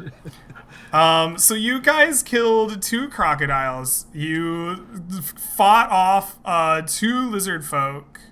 You cleaned the fountain. You discovered it, cleansed it, and were blessed by it. That's worth some experience. The downside here is that there just wasn't enough encounters. This is supposed to be a huge encounter area, and you just didn't get very many. Okay. I was rolling really badly, so I guess it passed on to you too. I only had like 2 or 3 decent rolls. Yikes. So, all right. By the book, plus some extra fountain cleansing, you guys would only receive 175 XP. But you know what? Because this session was so fucking epic, and Jonathan soloed an encounter that should definitely have killed the party, I'm going to get each of you to take home 300 XP. I'll double it. Yeah, so we get a level then. Yeah, we'll get every one of you 300 XP to take home for the session, because the dice betrayed me and couldn't kill you off. This is wonderful. Yeah, some of that lost XP from the other parties kind of like floats down into us. The Logris opens and decides in its chaotic and strange ways that this party deserves more XP than they got, and bequeath it onto you. You know, I built a character kind of around someone who really loves gold and wants to get gold. But now that he has all of this gold, I'm not even too sure what to do with this. Like, well, solves that problem, I suppose. For starting, spend it. Yeah, get more. Yeah, I try to bring the donkey into the bar too. No, I'm kidding. With the frowns, but allows it just this once. Normally that would get you kicked out and maybe sent to Flint Blacksteel for a flogging, but because you brought home riches, it's allowed. All right. Well, thank you four for playing with me today. That was a lot of fun for me. I hope you all enjoyed it. Twitch chat, thanks for hanging out. Done for. Yeah. Have a little faith. Just I had no faith, but you still did it. I mean, that was great, man. Good job. I had zero faith, by the way, zero. But you did it just as good, just as perfectly as if I had all the faith. So, excellent job, man. Excellent job. thanks. Thanks, Greg. It was awesome. Mm-hmm. You're very welcome. Yes, and thank you, Greg, too. Yes, yeah, thank you, Greg. Absolutely. All right. Well, that will do it for our 4th session of Land Beyond the Mists. We'll sign off here, and I will see you back for a new party of this Saturday, I think. Anyway, I'll see you then. If not, have a great rest of your day, night, week, whatever it is till I do see you again. We'll catch y'all next time. Peace, everybody.